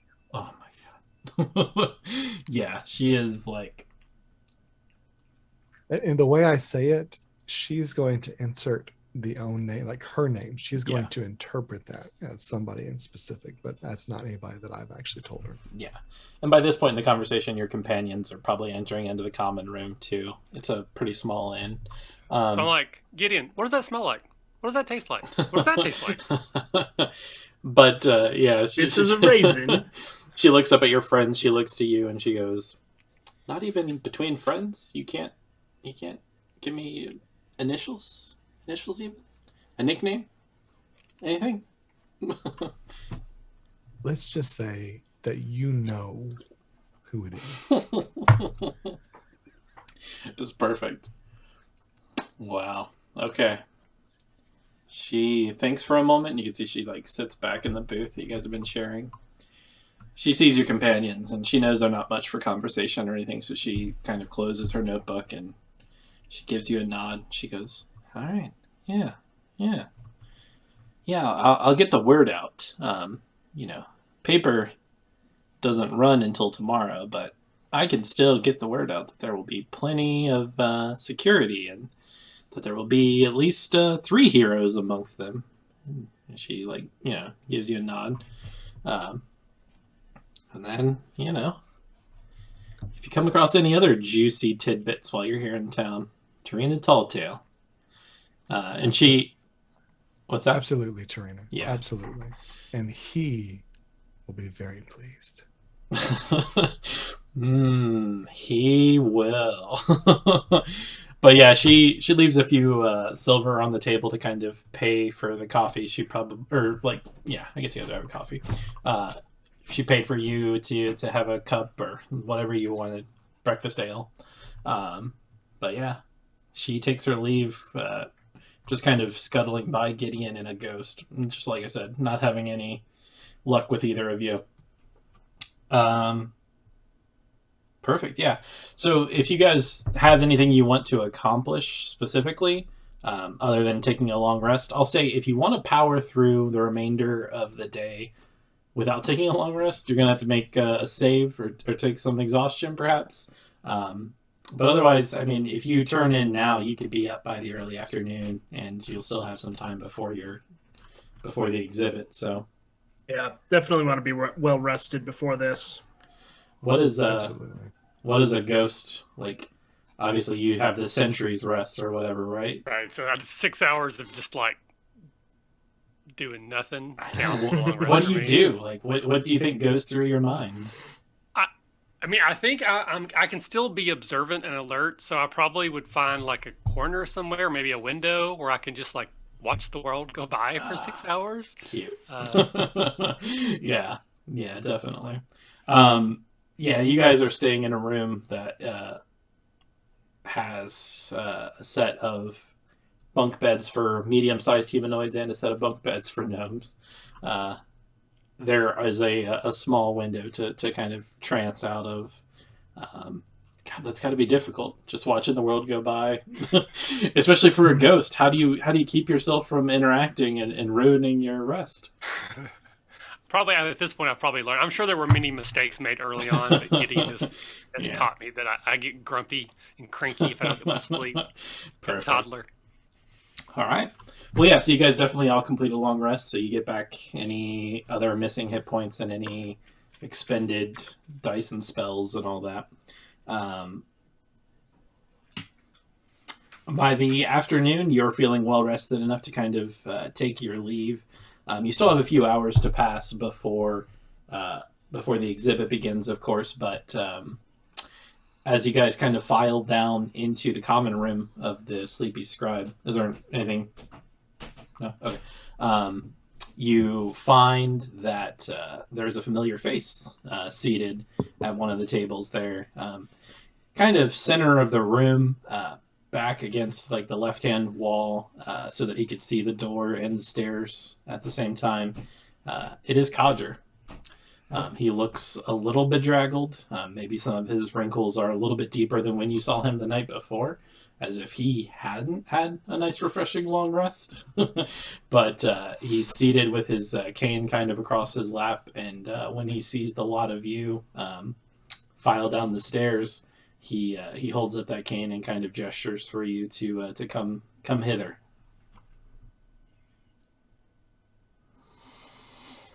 I'll go hither immediately. I'll pull up a chair. Well, actually, as you get closer to pull up a chair, he actually does kind of get to his feet, maybe with a little bit of a grumble, and he kind of gestures for you all to follow. The conversation that burbles up is he actually just kind of tells you all, like, I wanted something less interesting to finish out the night, and what I found here so far is more interesting. Yeah, it's better that I show you, and I don't want to talk about it. And he just kind of like looks to side, and it's it's like the afternoon at this point, so there are gnomes all about, and people kind of taking notice of you passing by. Most of them seemingly in just like a friendly way, but that like, the neighborhood watch is like the first wave of defense. So he wants to get away from prying ears. What's the old orcish curse? May you live in interesting times. Yes. And he says, well, things, yes, have been quite interesting indeed, and I've lived through too many of them at this point. I'm getting too old for this. But he leads you all marching towards the center, more well-to-do part of town. You, Talion, know specifically that he seems to be on a beeline for the library. And as you guys kind of draw nearer, you're picking through the crowd of like, the crowds kind of shift from being like tradespeople and like peddlers as you move through some of like the smaller markets that kind of, pop up here and there, to being more of like the scholars' quarter, where you just see individuals, some of them maybe with like invisible servants carrying books at their side, but most of them just engaged in like conversation and strolling about like small garden areas. And a lot of the residences here tend to be like more like upper middle class. You guys arrive on the grounds of the Library of Korranberg. It's like a sprawling feature that kind of dominates like the central portion of Korranberg. In the company of Codger, the guards don't seem to take any notice of you. The gates are pretty much open throughout the day anyway, and without the right passes, you don't get very far into the interior. But Codger seems to be well known enough here that nobody really stops you as you guys head into the sanctum, basically. You head into one of the buildings on campus. You know that it's just like an auxiliary library. This one is dedicated to history more so than like some of the other ones, which are like arcana and the sciences and such. And by the time you are descending like a stone staircase, Kadra is telling you that the study chambers are this way. And he informs you that they're for rent to scholars and interested parties, those that at least have the coin or have performed service enough for the library. And, well, they're private. And, just... This almost reminds me of my academy days. Hmm. Minus the drill sergeants. Yeah. He gives you a nod. Let's see here. At some point, a ghost would have found a book and is reading it as we walk. Oh man. Do you have okay. Do you have sleight of hand? Are you trained in sleight of hand? Or okay. So you're able to actually nick one off of like there's a gnome pushing a book cart. Maybe just like returning to reshelve some. And you just slip one out without him noticing. And you kind of start to flip through it. It seems to be largely focused on a city in Zalargo that I don't believe you've been to, Trollenport. And you are like baffled by the like Kadra is kind of talking, but you're not listening. The streets are made of water. Like, how does anybody get anywhere? Like, and there's like some maps and diagrams and things, and you're nose deep in that, or noseless, face deep in that. I guess you might have a nose. Kadra tells you all that. He says, "I'm bringing you in on this investigation simply because, after the events of last night, you're one step ahead of all the others here in town, and if you can make yourselves useful, then there may be rewards. And if you don't make yourselves useful, well, I haven't lost much." He leads you down into the study chambers, and basically at the bottom of the stairs, there's like a greeting area. There's like a stone desk in the center. With stacks of paperwork and ledgers and such, and there's usually a clerk seated there. You would notice, however, there are two individuals here. There's one clerk who is kind of standing in quiet conversation with another, and that other happens to be Talion. What's your brother? Is it Tandar or Tander? Tander. Your brother Tander seems to be on the receiving end of like a quiet conversation. And kind of looking at him, you could see that he's a little pale. I mean, with your perception, yeah, he definitely doesn't seem as cheery or whatever. It looks like he's being consoled. You don't think he's been crying, but something has gone amiss. But Kadra kind of looks to you as you guys are filling into the scene, and he goes, "I believe you know this witness." That witness? Yeah, he holds out his cane and points at your brother, and your brother's like looking at you and like looking at the odd company that you keep. Do you think he's met your friends? No. Okay. He's never met my friends at all. Yeah, so he looks at Gideon and he's like, okay. Like you can see he processes that, and then he looks at a ghost and he's like, and Ghost is still reading the book. I'm not paying any attention.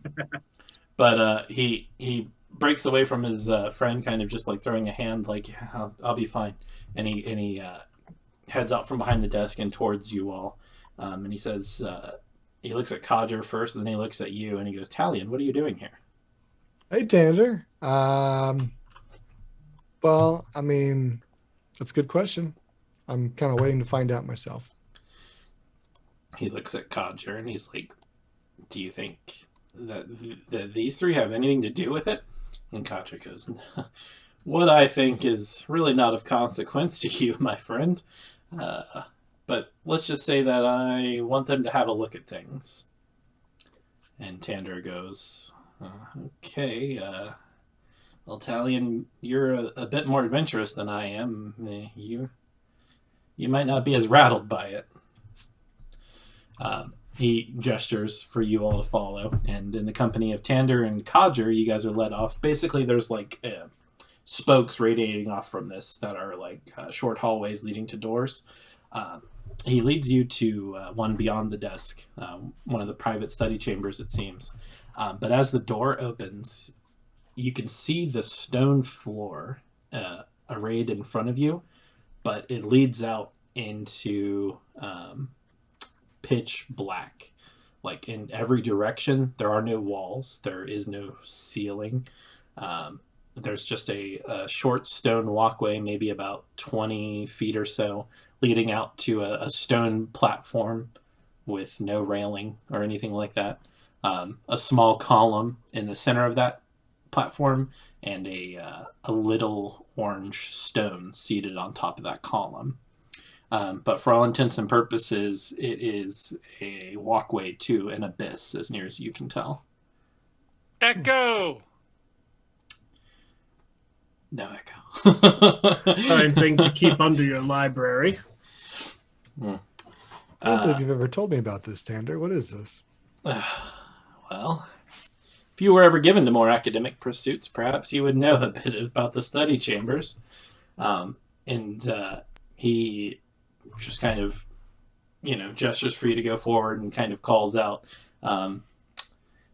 The private study chambers are for rent for quite a fee to non-residents, non-zil.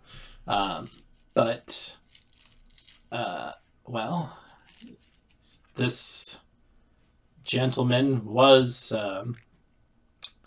so... He seems difficult at putting the words together. A wealthy gentleman made a request for a catalog stone, that little stone on the pedestal there.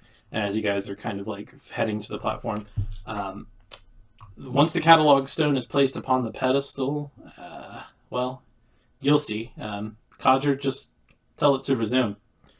And Codger says, I know how these things work. I've been reading here longer than you've been alive.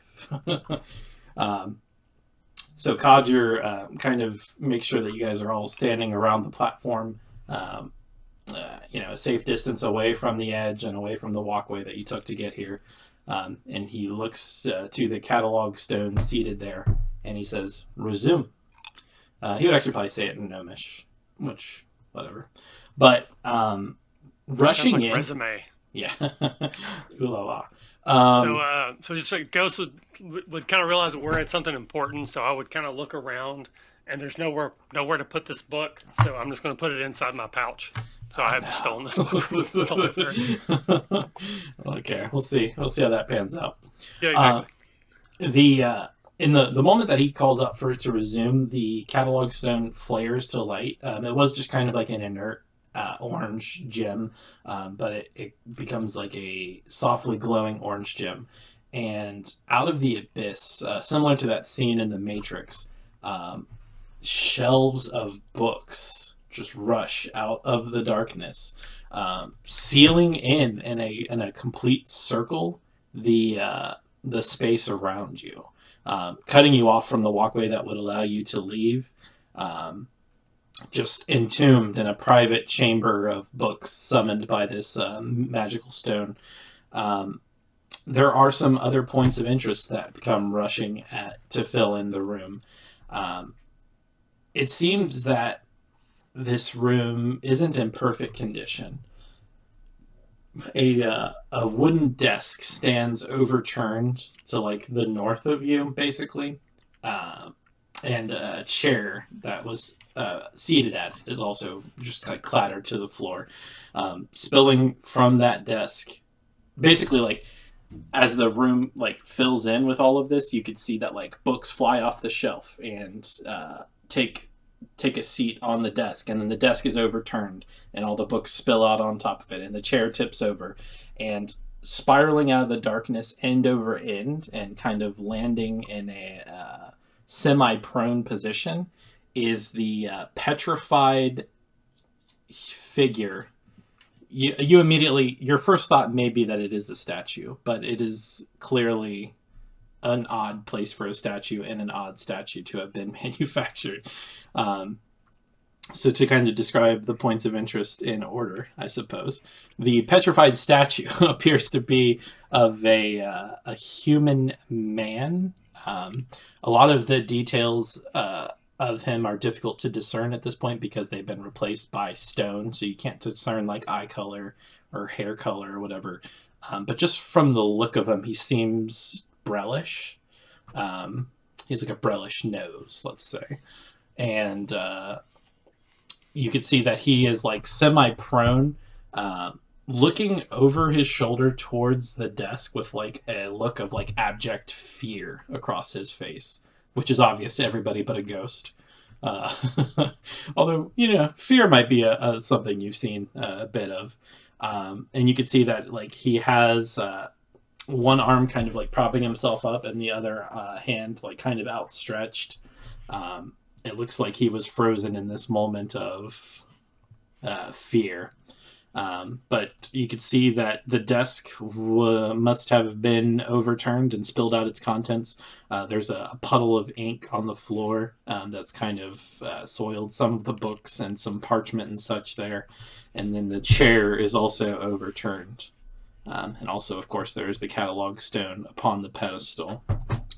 Codger points his cane at the petrified man, and he says, "That there is Verdon Top. He is the quote-unquote anonymous benefactor who has provided the gems that will be on display at the Treasure of the Seawall event this evening. I don't think he was stoned when he came into town, gentlemen. But you can see," and he like points his cane in a 360 around you. "No way in or out. He came in last night, requested the catalog stone on Dakani history. He paid to rent the chamber for a time, and the clerk from last night apparently forgot to make sure that he cleared out. So when your brother," and he gestures to Talion, "took shift this morning, he saw that there was a study chamber still in use, and he was able to summon an administrator and have it dispelled. And when it was dispelled, it came apart in pieces. And the last piece that they saw before it was stored in this extradimensional whatever was the petrified corpse of a man that came here to study." And he just kind of puts his cane down to the ground and leans on it. "What do you make of this?" Well, it is nice that he went doing what he loves. I don't think he had much of a love for books. He's dressed too fine for the average scholar. I might have more to say on that, but I'm curious if your powers of perception are worth putting to use on this. Talion's going to turn to Tander and kind of whisper under his breath a little bit. "Tander, you never told me how cool it was, though." All right, yeah. Tander, you can see that Tander, once he just kind of like looks around, he's keeping his eyes off of the petrified statue, you think, just because that's something he's not accustomed to. But he says, I just want this investigation to be over so we can get this place cleaned up and ship shape. Yes, they are very cool. You could request a catalog stone on anything. It summons these books from the extra-dimensional storage. It's very convenient. All right. A ghost will start to look around. I actually am. Investigation is one of the things I'm best at. Wow. Yeah. So I will just sort of look around. I'll do it kind of like monk style. So like I just sort of look at the room and just start to pick out things that don't quite make sense. I myself don't know what those are, but a ghost possibly would. And I'm gonna like get down so I'm like right next to the figure to look the way they're looking to see maybe what they were looking at when this happened. Yeah. If they're pointing at the thing that turned them to stone. Yeah, or just like is there a book that they Yeah. were looking at or reaching for. Just, all the common things that you would do if you actually knew what you were doing in the situation. I, however, am going to roll a die. Sure, yeah. That makes a lot of sense. While he's doing that, I'm going to engage Codger. I'm not a wizard or the like, but couldn't someone turn him back from stone and then we just ask? Yeah, there might be someone in town. I'd have to put the resources of the trust into it, but maybe we should figure out if he's worth turning back first. If he was able to finance all the gem display, he'd certainly be in your debt I think if you he's brought him back. I think he's in a lot of folks' debt, but we can get into that. No, actually, Codger, so from a metagame perspective, I will also say there aren't a ton of spellcasters around here capable of casting a 5th level spell just outright. Like, there might be some, but finding one might take couple days. In all of Zalargo, to find somebody who can cast 5th level. You think this is Eberron, not the Forgotten Realms. So Yeah. not everyone is a 15th level, wizard that's tendon bar. But ceasing the metagame, Codger just kind of seems very pragmatic about it, and he just seems like he's not in a rush to turn this guy back until he gets a picture of what's going on. A Ghost, what was your roll? I got a 17 total. So, looking over the statue man, if this was a statue, unparalleled work. So you're fairly certain that it's a petrified person, just from casual inspection. You don't think a lot of sculptors spend time capturing fear like this. They usually go for happier emotions in your experience.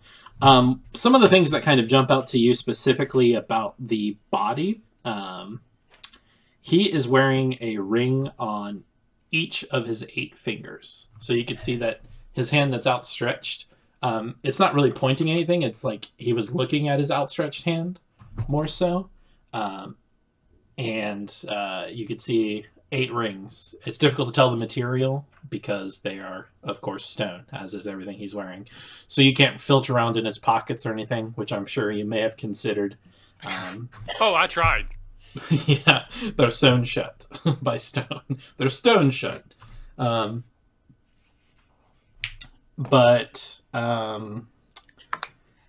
that he is wearing rings, which seems an odd thing to be wearing rings on all 8 of your fingers. And you can see, kind of looking about the shelves in the area, you could see where several books have been unshelved, and looking over the mess from where the desk has been overturned, you'd be hard-pressed to say exactly which book he was reading. Some of them landed closed, some of them landed flopped open, some of them have absorbed some of the ink that has been spilled. So you're hard-pressed to really say... What was your total? Sorry, I was muted. 17. Okay. And I do apologize. I actually have to step away for just a minute. Oh, yeah, sure. So someone else can pretend like I know what I'm doing and just be me. I'll be right back. Sure. So he's digging through the debris pile, sorting to try and figure out if he can see which book was being read at the moment, or which book was on top of the stack or whatever. Does anybody else have any other line of investigation they want to pursue for the moment? Talion's going to continue to talk to Tander, and basically is going to start asking him about when he first realized what the condition of this particular room was like, and if he's sure that everything is exactly where it was before, and okay, some of those just what were his immediate observations whenever he found this. Tander would say that once he saw a petrified man. A lot of the details kind of fell away, but everything here is the catalog stone is able to summon this chamber in the in pristine condition normally, but they had a run in a couple of years back, and maybe you even remember him talking about this over dinner. They had a run in a couple of years back with a creature called a Scalamagdrian, which is apparently a sort of dragon that can live in books. And so they found that dispelling these study chambers, which one of the administrators is capable of, can kind of put the room into like a pause sort of state. So they've had someone die in a study chamber before. It was a freak accident, and it was maybe as much as like 7 years ago at this point. So like this protocol is kind of standard. It preserves the crime scene. But once they like reshelve the books and reset the catalog stone, like this will go back to the way it was. But yeah, basically like the scene is preserved as it was when they found it, as far as he's aware. He would tell you that the clerk that was on duty last night is just a forgetful idiot. And that he should have come to retrieve this guy after like he paid for 4 hours, but it was like 2 a.m. or whatever at that point, and he just fell asleep at the desk. I don't know. We'll look into it, but yeah, it wasn't until this morning that they found him like this, and you know. Not being a particularly astute investigator, I'll probably like try to follow up on if a ghost is pointing out the rings. Yeah. Would I perhaps maybe know of like an organization or the like that might have that? I'm thinking history. Yeah, definitely a history check. Talion, what's your background? Are you a noble or no? You're guild agent, right? Right. Yeah. I would say you can make this history check too if you'd like. Okay. Ooh, 22. All right. Well, that cracks the case wide open. 13. Oh, wow. So with a 13, you are aware that the 8 rings are usually worn by members of the Aurum. Again, it's not a secret society. Well, this is actually not a secret society at all. It's more so like, I don't know, like a globe-spanning like yacht club or something. They're wealthy individuals who seek to they're wealthy individuals who seek to perpetuate their own wealth through any means, usually. Sure. But with a 22 specifically, you would know that the 8 rings are worn so that the members can identify one another, and usually the metal that the rings are made out of has a correlation to what level in the organization they are. As I said, these rings have turned to stone, so you're difficult to judge what exactly is this guy's rank, but he seems to be portraying himself as a member of the Aurum. That would explain where his funding's coming from. Yeah, there's something to be considered for that. Just so we're going to hit a stopping point here in a minute. I just saw we want to try and wrap up tonight. Sorry. No, it's fine. Things happen. A ghost, I would say, looking through the stack of books and kind of taking your time with it, you would see one of the kind of looking at one of the overturned books. And picking it up and turning it over, it seems like it flopped onto the page that it was maybe like last opened to, or maybe as it was falling it opened to this page or whatever. But with that good of an investigation check, you see that there is a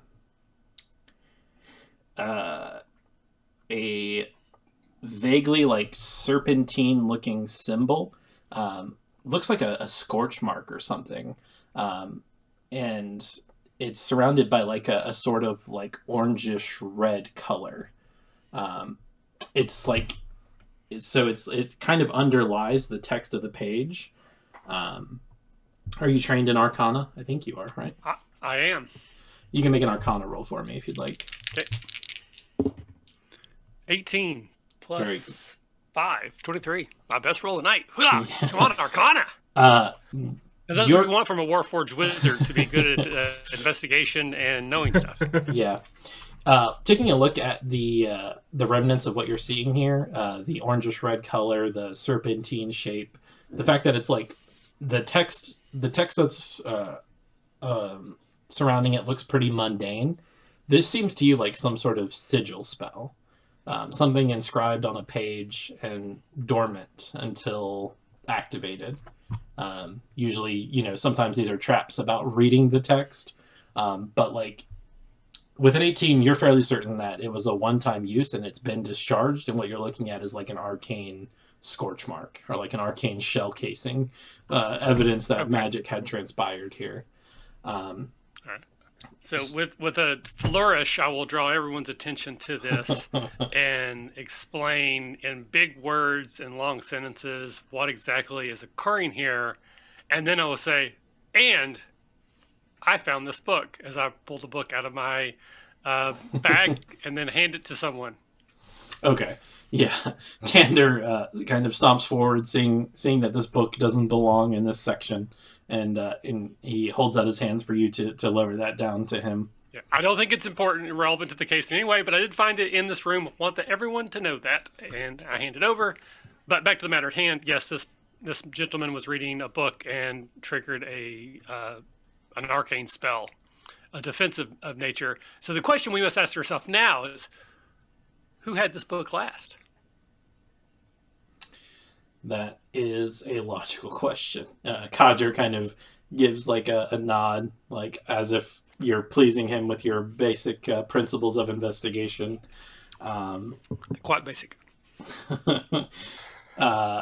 He looks to Tander, and Tander's kind of staring at this book that you've pulled out of your pouch, and he's like, "This doesn't belong here. How did this should be?" And he says, "Tander, I need a history of everyone who's checked out this catalog stone and any scholars that have had access to these books." What's the book about? Like, if there was an assassin that was if there was an assassin that knew he's going to go for this book, right? So they'd have to know what he's researching is important for some reason. Knowing that the spell has been discharged, you take a look at the title first, perhaps, and it is titled "The Heirs of Deccan: An Examination of Goblinloid History and Recent Events, Volume 1." You can see that since the spell has been discharged, it seems like it's not dangerous to read the text. The pages that he was reading look like pretty mundane history to you. You would say specifically this section is referring to as many as 7,000 years ago, the Decani Empire was still at its peak. 5 to 7,000 years ago, the decline of the Decani Empire began, and they left behind, some relics of their magical craftsmanship, many of which were just very practical artifice geared towards weapons and armor and things of that nature. They usually did not go for ornamentation or such. But that they had no known tradition of elemental binding, and it just kind of goes on in that regard, just kind of a pretty dry historical accounting of the types of like mage rite level artifice and stuff that they would get into. Takani's focus on practical artifice and making magical items designed for combat fairly exclusively.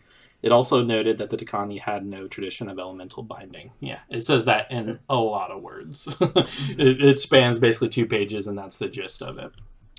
So Is there a Ghost reasonable? finds this fascinating because I saw that in my library back at where I was built, they had volumes 2 and 3, but I didn't want to read those without reading the first one, so I've actually never read any of this. They might be spoiled, you know. Perfect.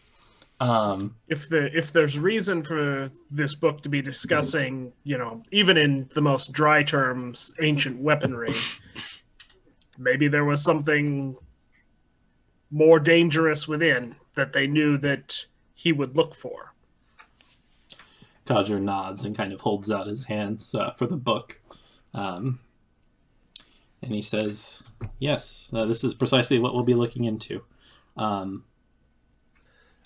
would also like to posit that it's entirely possible that there was some sort of secret message hidden within this book because it's such a dry nature that it wouldn't be found, and that the book itself was just the delivery method for the trap, not the object of interest. Are you an expert in ciphers then as well? No. No, Yeah, I am there's not. a feat for that. I would say also with your investigation check, having pulled up the book, you take one last look around the debris pile, and kind of at the periphery of the puddle of ink that's kind of spilled out onto the stonework, you find that there were several blank pieces of parchment that have just kind of been soaked through. You do find a parchment piece that looks like it had some handwriting on it that's kind of been ablated a bit by the ink. The only bits of information that you can pull from that, it seems to be a little bit of repetition of the notes from that page. You see like 7,000 years, no tradition, and then some ink has flowed through, binding. The only thing that stands out kind of near it, like I said, ink has overtaken most of the sentence, but you just see a tidbit that says Volar will know. And it's VO. I'm going to assume I know the answer, but I just want to check. I do have prestidigitation, which allows for some minor like cleaning. Would it be possible to use that? I mean, I thought about how that would load interact off? with mending and things like that. You can certainly try. It's okay if it's no. I assume it's no, but I want to at least ask. Yeah, I would say you could certainly try, but even holding up that scrap of paper from the tidbits that you can take, it looks like he was maybe in the midst of writing notes on that book that he was reading. And what was that again? Volos will know, or Volar, Volar. You all are sharing information, I take it, right? Okay. If you're trained in history, I'll take a history check. That's where I'm a Viking. 19.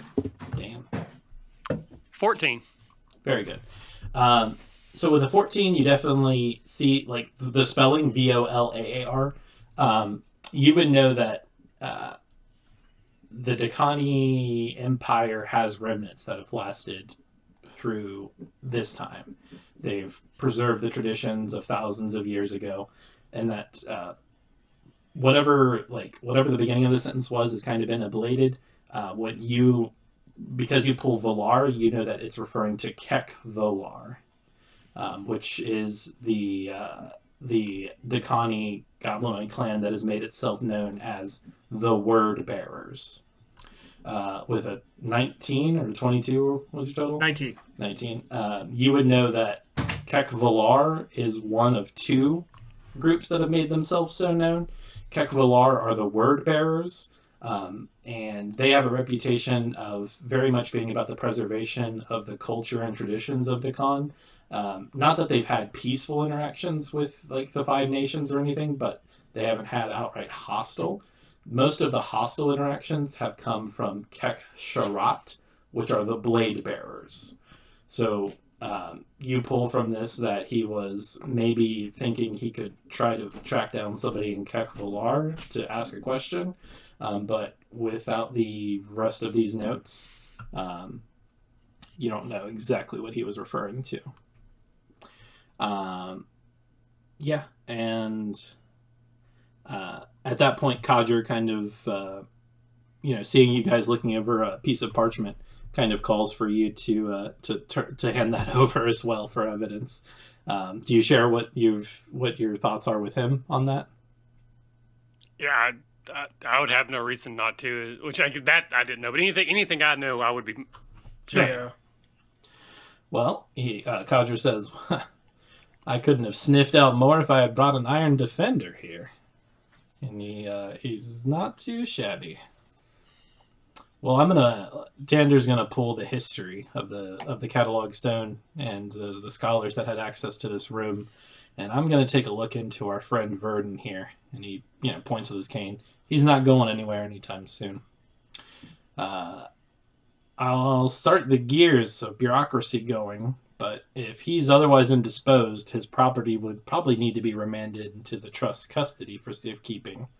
I doubt that I'll be able to pull it out before the exhibit, but you guys keep an eye on things for me later, and tomorrow when everything's packed up, we'll have it looked at by top men. Top men. Yeah. But unless there's any other tidbits of investigation or anything you guys want to take a look at or ask questions of, we can probably put a pin in it here for the evening. I think I'm all right.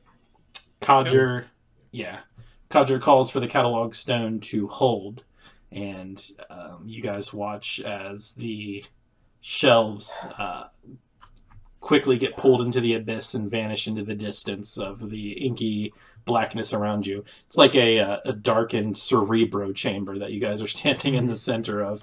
But It was the first thing I thought of when you started describing this. I'm like, yeah, it was in my notes to say that, but I didn't. But certainly, the books pick up off the floor. The puddle of ink picks up off the floor, and it all just in a moment just vacuums off into the abyss. Verdon is the last thing to kind of disappear. Codger says to Tander that he wants to hold things as they are for just a moment. But you see that because he maintained like physical contact with the book and the piece of parchment you guys had, it remained with him. So it is possible to take things away from here. Codger tells you all that he knows where to find you and that he'll be in touch. And that should conclude session 1. Cool. Very cool. Questions, comments, concerns? Everybody like what's going on so far? What's up? We're good so far. Having a good time. Cool. All right. Well, Definitely feeling the grumpy dad vibes. yeah. I'm basically playing Elf as a Warforged wizard. That's my motivation. Will Ferrell's Elf. Yeah, perfect. Well, since this is being recorded for posterity, I'll just throw out there again at Cryptthulu on Twitter. This has been session 1 of the arc tentatively titled "It Belongs in a Museum." Throw it back around. Anybody want to say anything for outros? Alan? Alan Nicholas. You can catch me on Twitter at Big Al the Lawyer. Andy? Andy Klosky, if you're so inclined, at Blackfall Press, and check out our stuff on Drive-Thru as well. And I am Michael. Everything else that I do can be found at the RPG Academy. I'm mostly active on Twitter, and hope to see you back when we play this again. I actually won't be here next time, but come back, watch the game, and get excited. Yeah, perfect. All right. Well, I'll see a couple of you in a couple of weeks.